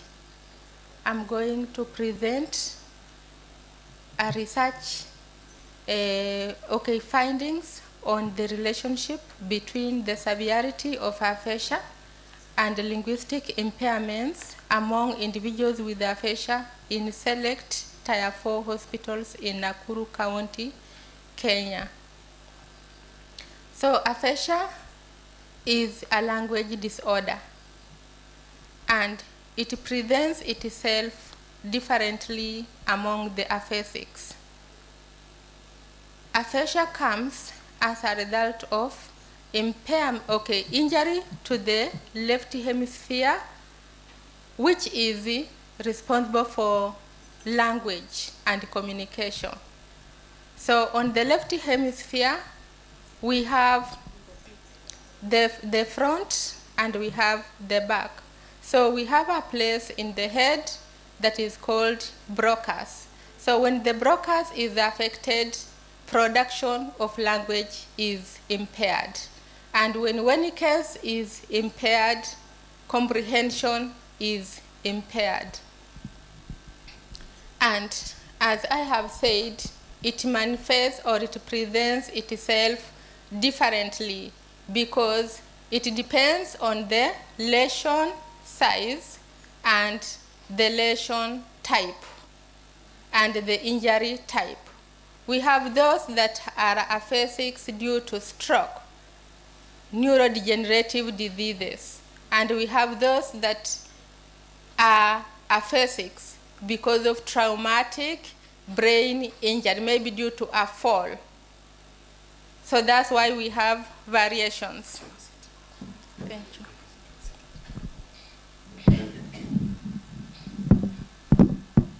Sorry, I'm unwell, that's why. Okay.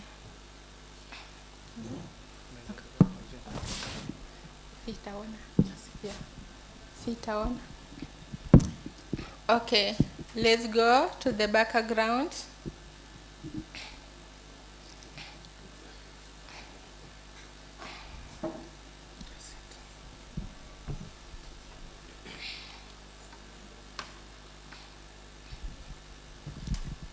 So when one has aphasia, it also comes with the other disorders. Some may have impairment maybe with the swallowing. Others may have a problem with the eyesight, like they are myopic, like my case. Okay. I want to see. I'm short-sighted.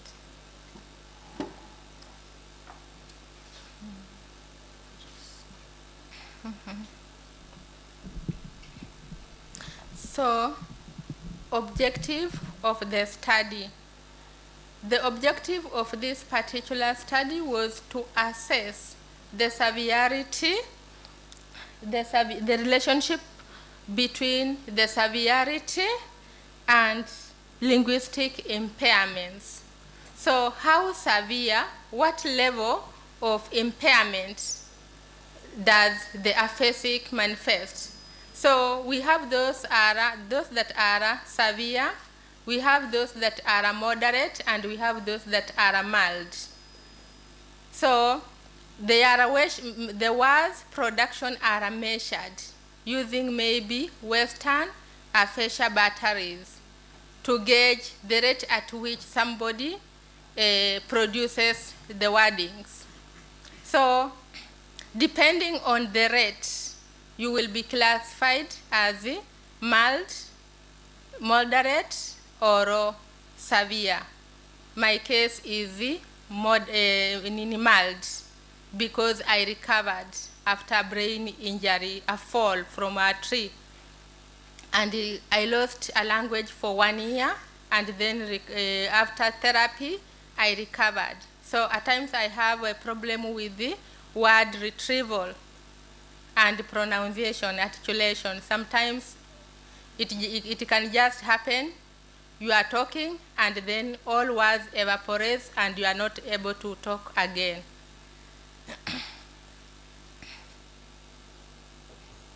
Methodology. This study opted for a correlation study with a case study within it. That's why it is a case study of Nakuru County. And it is also a case within cases. That's why we are on Tier 4 hospitals. Those are presumed to have at least what it takes to handle the aphasia cases, because not all levels of hospitals can handle the aphasics because of the tools. The approach is mixed methodology, both qualitative and quantitative, because it will entail numbers, it entailed numbers as well as themes.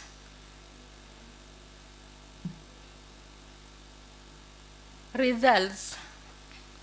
It explored the link between aphasia and language production in Tier 4 hospitals. So 40 patients were sampled. That is 30%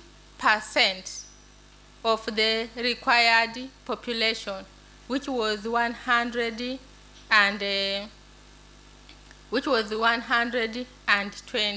So 40 was presumed to be appropriate according to Kodali 2014, which says that, or which articulates that 30% of a target population or of a sample population is okay.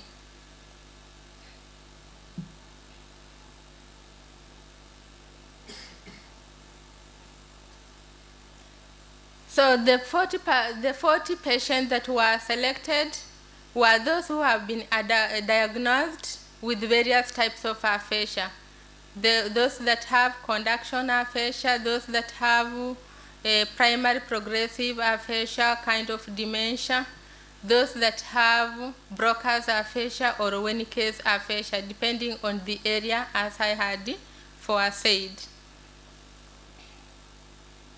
So here, standardized test, WAB, and BNT were used to assess language production. These are tools that have language aspects, and they are used to they are given to the patients so that if they, according to how they pronounce, according to how they can talk, they will be, the linguistic features will be assessed. And the linguistic features that were considered were not the language levels. Language levels here we imply phonology, phonetics, morphology, semantics, and pragmatics. So here, like under phonology, how were the aphasics, how did they, okay, I assessed their assimilation, epenthesis. Those are aspects within the language levels. So those small things, the way they omit or the way they substitute words.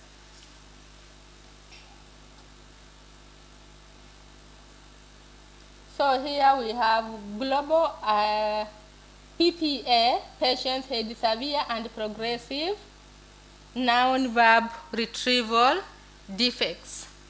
Like you tell a patient, you ask him for his name, he is not able to retrieve. He can tell you just a different thing that is not related to his name. Like there was a case of an oldie lady, and I asked her her name, and she told me she wants to take tea. So she tells you tea, chai, and you are asking for the name. So you can see how those patients are impaired in word retrieval. And he was not also able to identify his children because of the memory lapse. Conclusion. The study concludes that there is a strong statistic significant relationship between the severity of aphasia and the extent of linguistic impairment. So the linguistic impairment depends on the severity of the language area. If the lesion size is wider, then it means the linguistic impairment will also be critical. But for those with mild lesions or small lesions, their linguistic features were not impaired as much as those with big lesions or those with big tumors.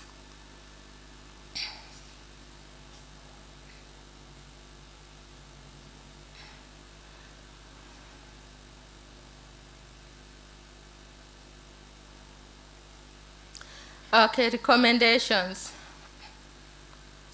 It is recommended that tools like WAB revised to be used to assess aphasia severity and guidance towards tailored therapy be made, because since they are manifesting differently, then it means tailored therapy should be put in place. Then it is also recommended to adapt multidisciplinary teams to address both communication and the psychosocial needs of the aphasic, because aphasia affects all domains of human beings.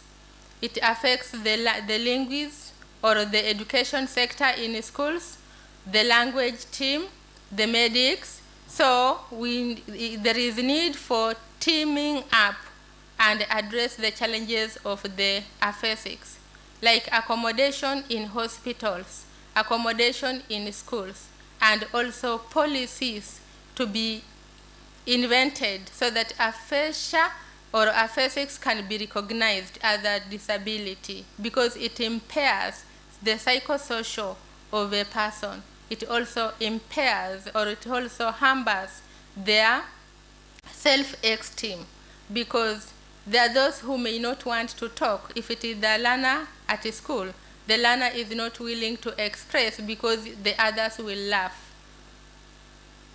At hospitals, maybe nurses will wonder some. For example, there is an hospital I went and they told me this one cannot even talk. We wonder why he is not even able to express. So I told them it is a condition and he cannot. It is not his making. So creation of awareness is also important, so that people in the community, in the society, should be aware of aphasia.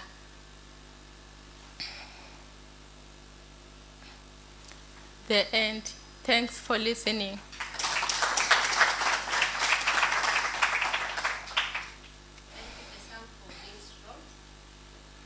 Any questions for the son? Or any comments? Yeah.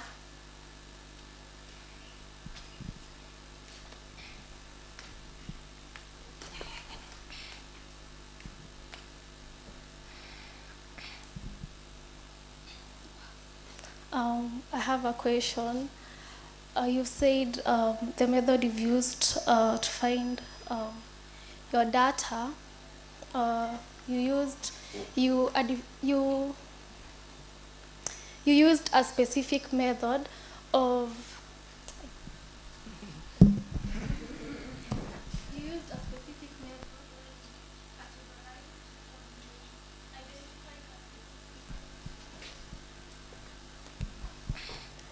you identified a specific population of people you will do your research on, and you've said you need at least 30% of the number of population, right? Are they adults or children? Like, is there a specific method you used in identifying that 30%? Okay, that's a good question. Yes, this research was only for the adults with the aphasia, adults living with aphasia, and they should have been diagnosed with aphasia. That's why we said in Tier 4 hospitals, because that is where you can easily get them. You can't get them in a dispensary.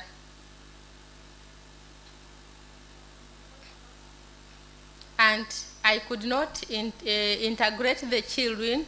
Why? Most children, their condition is referred to as developmental disorder. Those who are paraphasics, they have a developmental problem, but they overcome through therapies. And then also for children, you will have to undergo a procedure for you to do a research on them. And when they are of age, after 18 years, they can withdraw your study. So you don't want to do something, and then a child will come and complain, why did you do a study on me? At my mother allowed you, but I don't want. So such things, ethical considerations.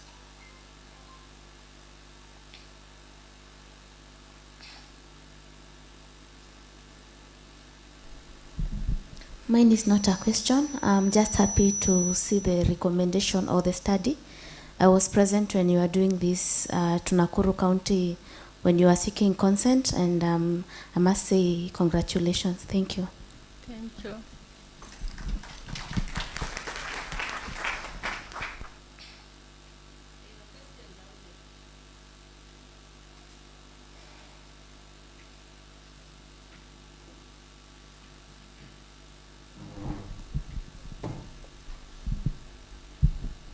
Thank you, Mercy, for the presentation and also for your strength in showing up. That's very commendable. And we've learned. I've learned very many words also. Mine touches on the recommendations. Maybe I can be advised, but I know there is applications that are text to speech. I don't know whether these ones can also help patients who have this condition, maybe when those moments when maybe they are not able to speak, whether a text-to-speech kind of application would be of assistance. Yeah, those are intervention measures when they are not able. Okay, aphasia does not affect the intelligence of a person. It only affects the speech. So there are those who can be affected in all modalities of language, that is writing, speaking, listening, and reading. So if this person is affected in production and comprehension, they can write. And if all are gone, they are just trained afresh. You go back to A, B, C, D, R, A, E, O, and the songs, so that the person can recover. So written text, they are known to also help them. They communicate through written or gestures. Thank you very much for your presentation. My question is just one. If someone was multilingual, do they lose every language they have learned or just part of it?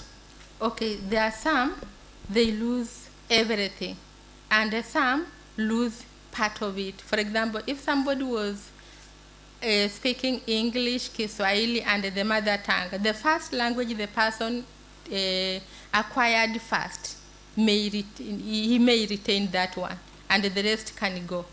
And there are those who lose all of them, so they begin afresh. So whichever will be easier for the person to recover, that is what he will recover.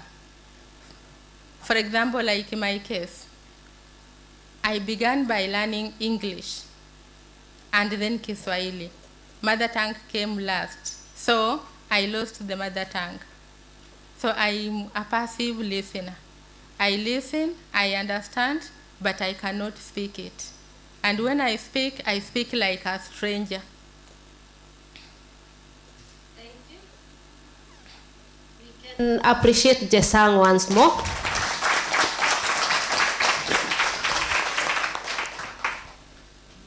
We can have the next presenter as Jesang is taking her seat. Dennis, you ready?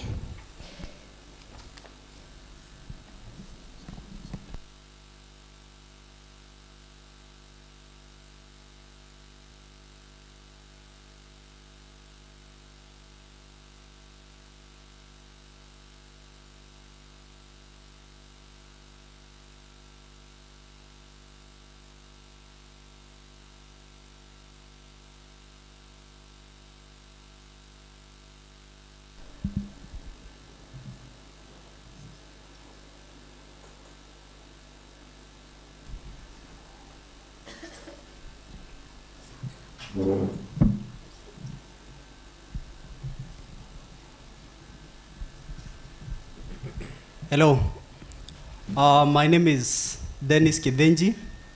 I'll be presenting a study that we conducted under Dreams and Diego, an NGO that works in Meru.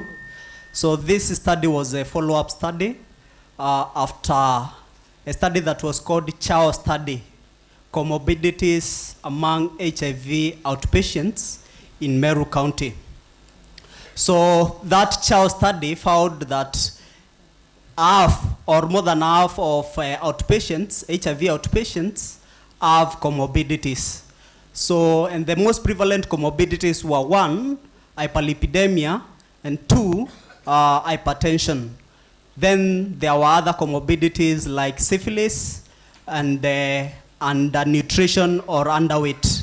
So we wanted to find out why these comorbidities are common in the facilities where the highest prevalences were found.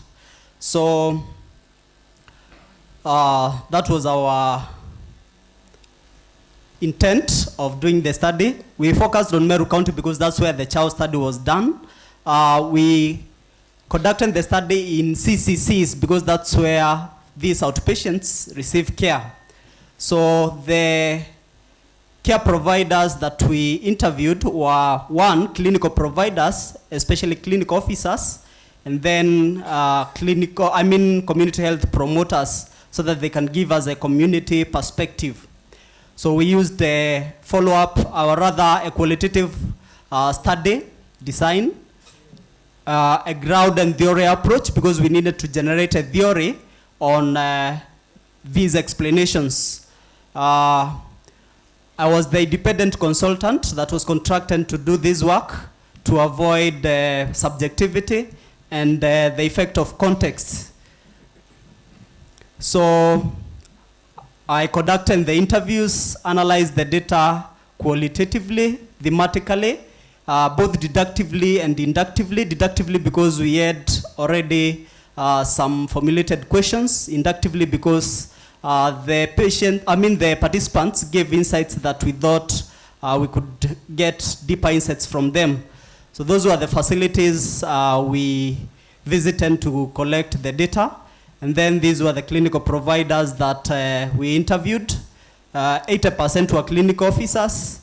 And then 37% of the community health promoters were just general community health promoters. And then peer educators comprised 43.8% of the community health promoters.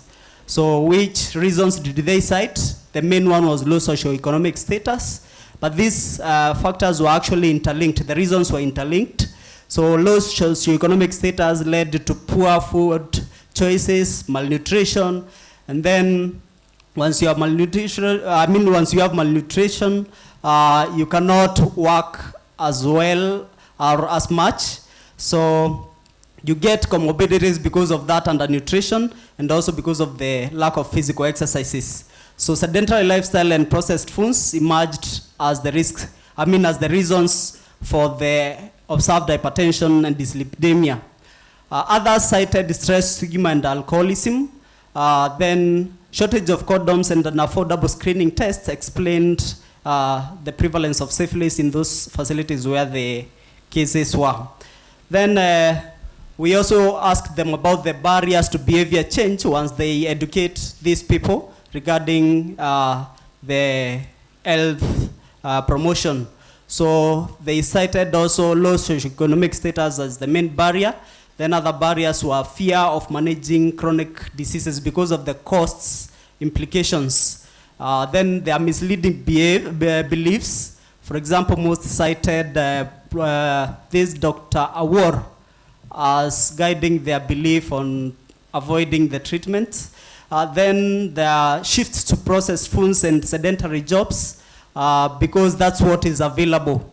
So for example, they said that cooking rice is faster than cooking beans, so they'd rather have it because that's what they can afford. So we concluded that those explanations tell why that trend is increasing in Meru amongst the HIV outpatients.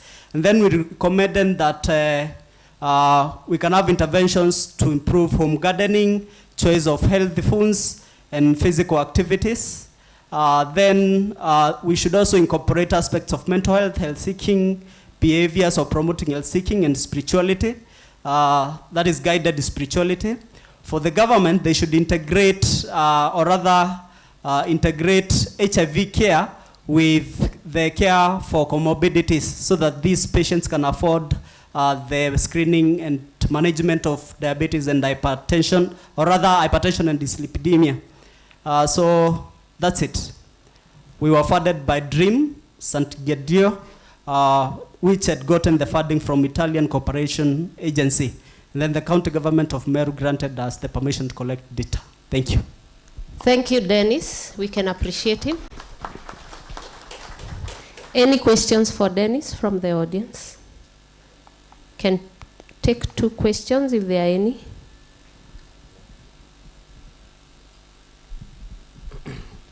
Thank you, Dennis. Mine is just an observation. From the presentation, I felt like you are presenting the views of the actual patients, especially when you give the views of, the religious aspects and that. And if not, maybe were there any areas where you're able to talk to the actual patients to give their views on comorbidities? Then what were the prevalent comorbidities mentioned by the healthcare workers? I thought I would hear cancer somewhere or some opportunistic infections. So I don't know whether you had any data on that. Thank you. Thank you for the question. On the first question, that was regarding, remind me?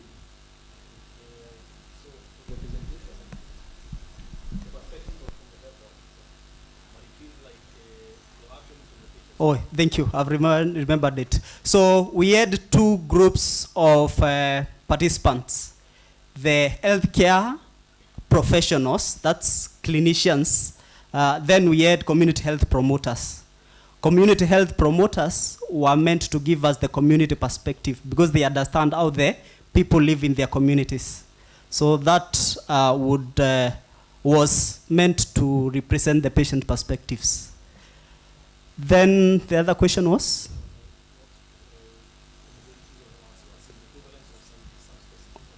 Oh, thank you. This was a follow-up study of a cross-sectional study done by DREAM, Sant'Egidio. So we only focused on the most prevalent, but the cross-section, the initial cross-sectional study covered several other comorbidities. So they reported the prevalence of even that cancer, diabetes, or comorbidities that would probably be present in those patients. So they are reported in a study. If you search on Google, CHOW or comorbidities amongst HIV outpatients, you'll find that publication, and it reports everything. Thank you.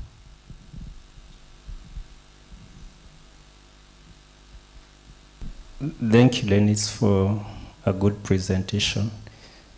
My question is a bit controversial, but I would like you to say whether there was conflict of interest now that you have said you are funded by probably the same organization that was interested with the same result. Is it likely that you aligned your results to the funders' picture? Thank you for the question. One, the funder is not a business. They are a non-government organization doing community work. Secondly, I was not funded to do the study. Actually, they contracted me as an independent consultant to avoid the subjectivity by those who had already done the cross-sectional study. So that would actually address the aspect of bias through subjectivity. Okay, thanks, Dennis. Just too concerned, just following on what he asked. I think I've missed, you see, this was a qualitative study. I haven't seen how the data was analyzed. I haven't even seen any verbatim quotes. How did you just integrate this data? That's number one. Number two is the comorbidities. When they're identified, are they managed within the CCCs? How do the health workers go about the comorbidities? Because this is a HIV patient who has presented as all these comorbidities. Do they refer? Do they manage their, what's their scenario like? Thank you for the question. I said that we used thematic analysis, both deductive and inductive. I didn't present the quotes, but they are in the publication. It's forthcoming. We've actually already presented it in a journal for publication. Then on the second question, that project included management of the patient. That is the CHOW phase 1 study, the cross-sectional study. So those patients that were identified as having those comorbidities were supported to undergo the management.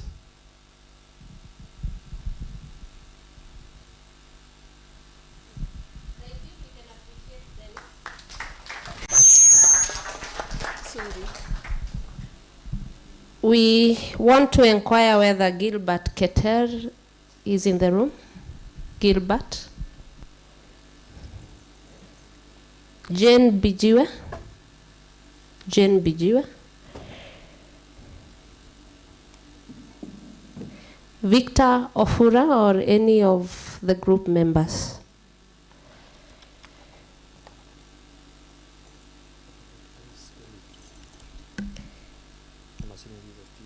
Grace Kasiva? Okay. Any other presenter in the room who has not presented their work? By a show of hands? Oh, Daktari. Yes. I think you're the only one now who is left.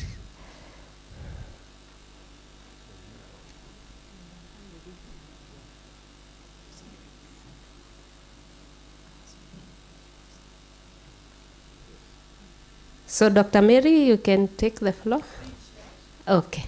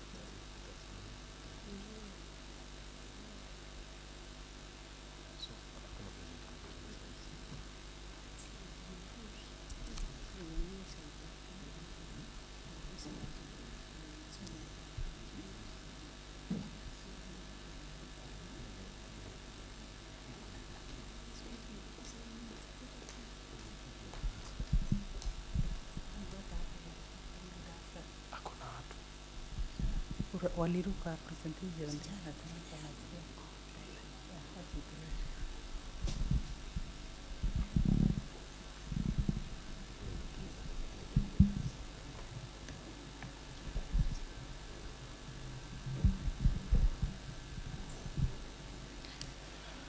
Good afternoon, everybody. Afternoon. It looks like today we are fewer, which is fine. At least I got a chance to present mine. My name is Mary Amato. I am presenting a CAP study among religious leaders on uptake and adoption of routine immunization in Turkana, Samburu, Kitui, Kwale, and Garissa counties of Kenya. This study was carried out for 2 months in October and November of 2024. So the background,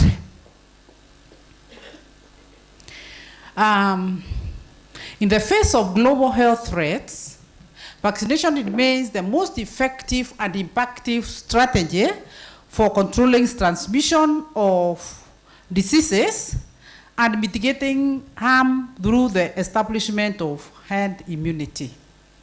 This is according to Amrond et al. 2023. Nonetheless, we all know vaccine continues to undermine vaccine hesitancy.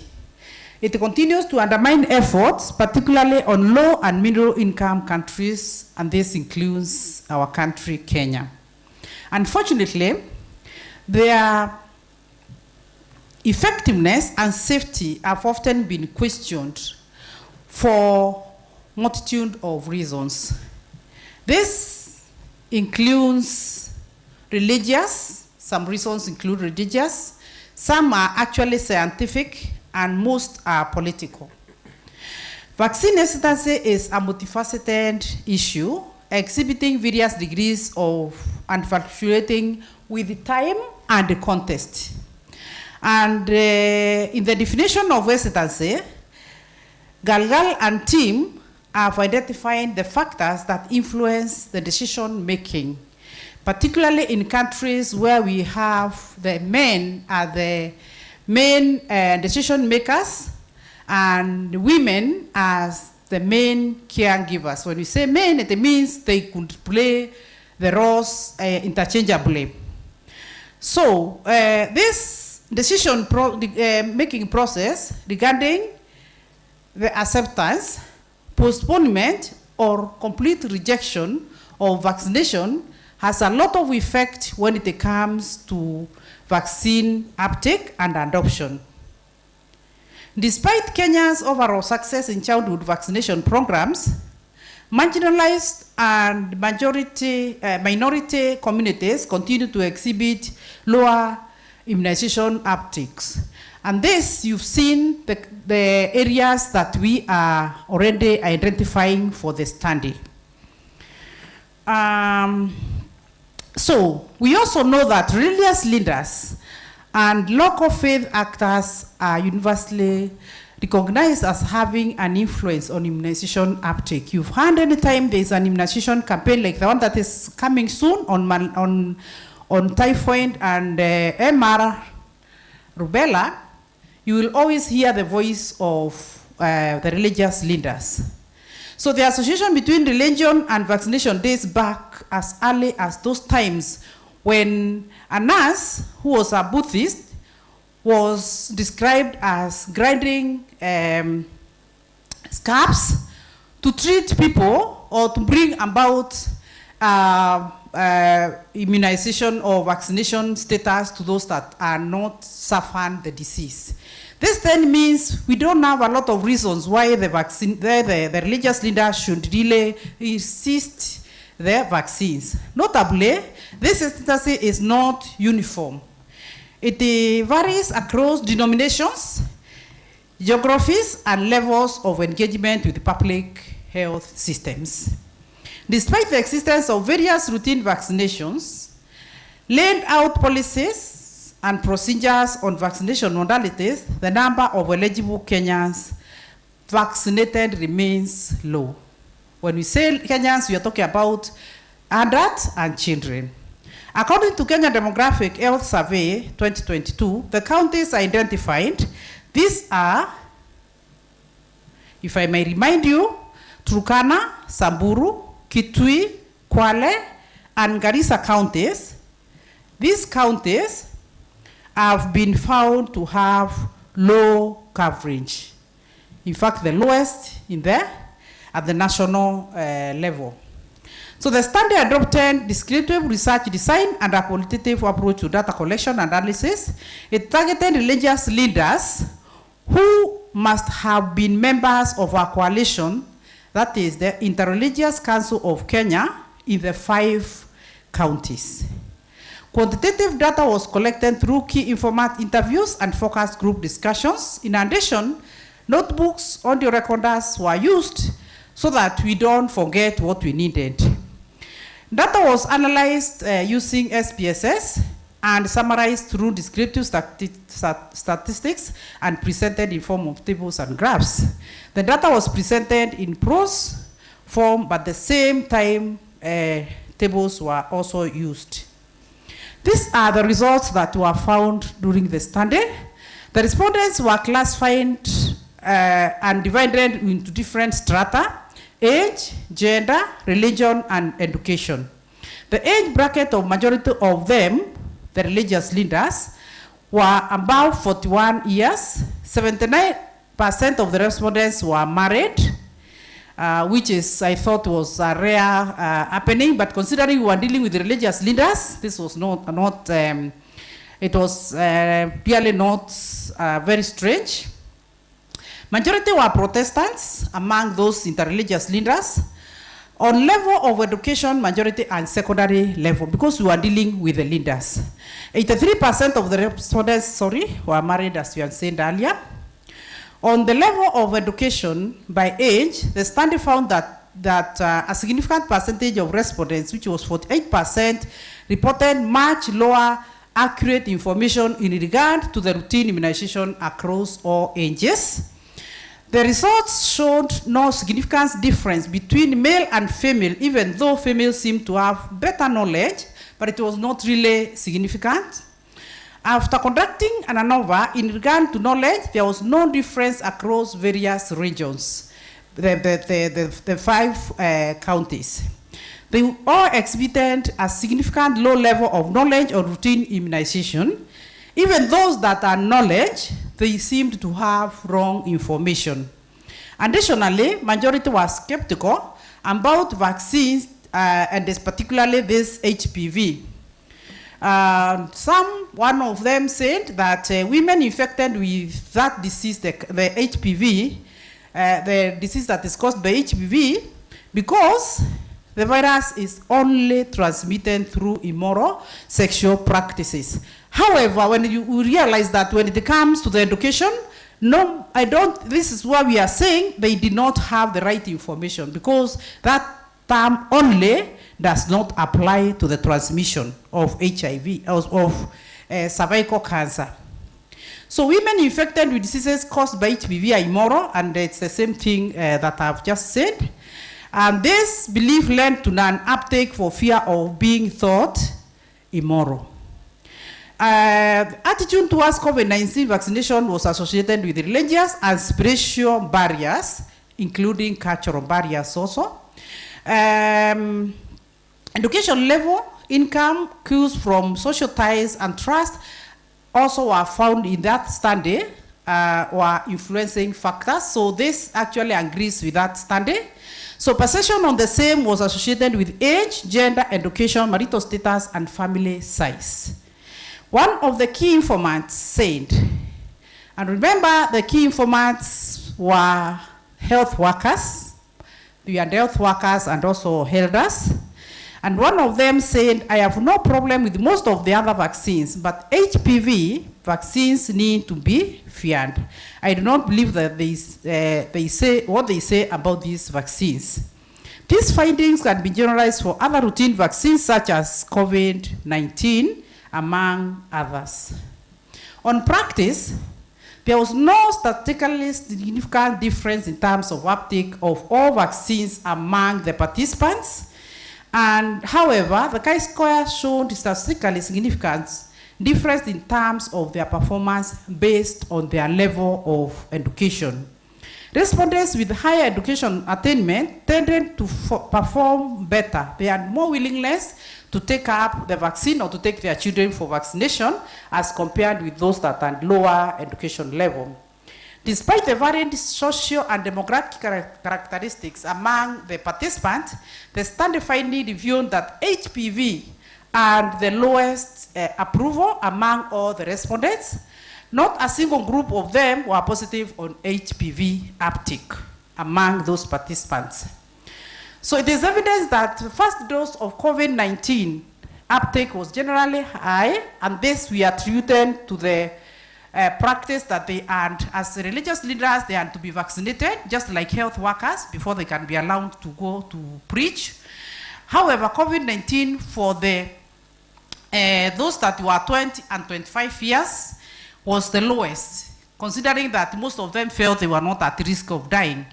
It was worth noting that there was high uptake of the first dose, as I've stated, and there was demonstration of general apathy towards HPV. And because of this, out of the eligible 157 girls among the participants, only about 20% had taken the vaccine. So 80% had not been vaccinated by last year around October. However, the Protestants are the highest, of course not significant, because they had about 14. Look at the percentage, we are talking about 35, but it's only 14 of them, and 12 for the Catholics. Muslims, 6, which was translated to 13%, and the Hindus, and you say 50%, we're only saying out of the 2, only 1 had been vaccinated. That is why you have to put the numbers, because you say 50 may look so huge. So, on discussion, all groups portrayed low knowledge on all vaccines, with the participants indicating their main source of health information was the health workers, followed by the religious leaders. It emerged that there was no correlation between religion or specific faith and uptake of routine immunization. Additionally, there was no significant variation regarding uptake of routine immunization services. Myths and misconceptions still surround HPV vaccine, and it's incumbent upon the ministry to do more advocacy on the same. Majority of the respondents did not approve the malaria vaccine, which was not actually even being offered in those areas, but that question and to come, would you take malaria vaccine if it was provided? This was a very important question, because it generally indicated how they view any vaccine. Other vaccines, particularly polio and measles, enjoyed considerable high knowledge and endorsement, but more effort needed also to be put, because this knowledge was not translating to uptake, particularly for the second measles dose, which is taken at 18 months. So the recommendation was to provide targeted information to the religious leaders so that we get the support from them for the uptake of the vaccines. We must build capacity for the religious leaders to provide relevant advocacy and social mobilization actions, including identifying champions among the religious leaders. We must strengthen collaboration and supportive linkages so that, and consider the religious leaders as very serious stakeholders. Leaders and place of worship for sustained uptake of routine immunization is supposed to be also have targeted messages, targeted for that exact group. Religious leaders to utilize their platforms to disseminate vaccine information, and I know in the Bible we have verses that really support immunization. During COVID, we were getting such messages. Religious leaders to utilize scriptures from the holy books and teaching to promote health issues. This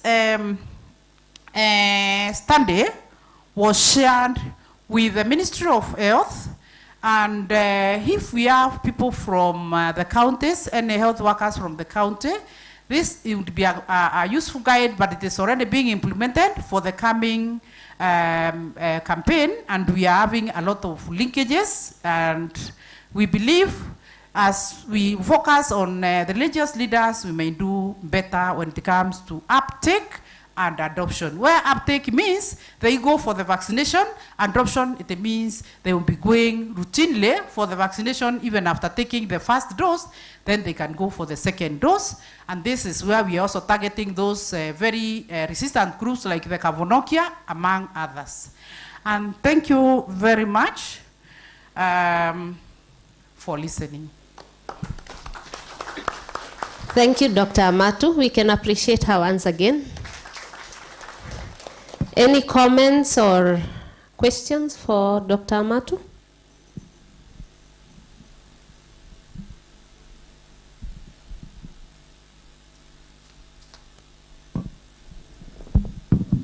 Thank you, Dr. for that wonderful presentation. Mine is just either a question or an insight about the discussion. I haven't seen you compare your findings with other researchers. Do we have other researchers who have done similar study? Because we should see it. We compare what you have and what others have. If it is the first one, then this will be a stepping stone for other researchers who are coming after you. Then something else. When you are interacting with these preachers or these religious leaders, I don't know whether you came across those who believe in healing from God. So I don't know, because some believe in praying until something happens. I don't know whether you encountered such scenario. I wish response to especially oh, I only missed. Okay. Thank you for that question, and actually that's built on my study. We had a lot of limitation when it came to the number of slides. I wish I knew I would be the last one, but I can still discuss and say the findings were, especially when it came to the key informants, what surprised us in the study is that including health workers in those areas, where we are saying, unless we start by converting the health workers themselves, then we may not go very far, and that is where we are focusing, where the ministry is focusing when it comes to training. So you asked whether we have other studies. There are many, and cited during in the results, and kindly help me. I am cited in the results, and of course I could not put so much, but there are so many other studies that we based and found it is not, this is not the first one. They are there. The only gap that we found was the emphasis. Yes, studies have been done, but I don't think dissemination had been done enough, especially for the ministry. And this is what called for this study. When it came to the Ministry of Health, the studies are there, but the dissemination and the seriousness that it needs to be given are not been given.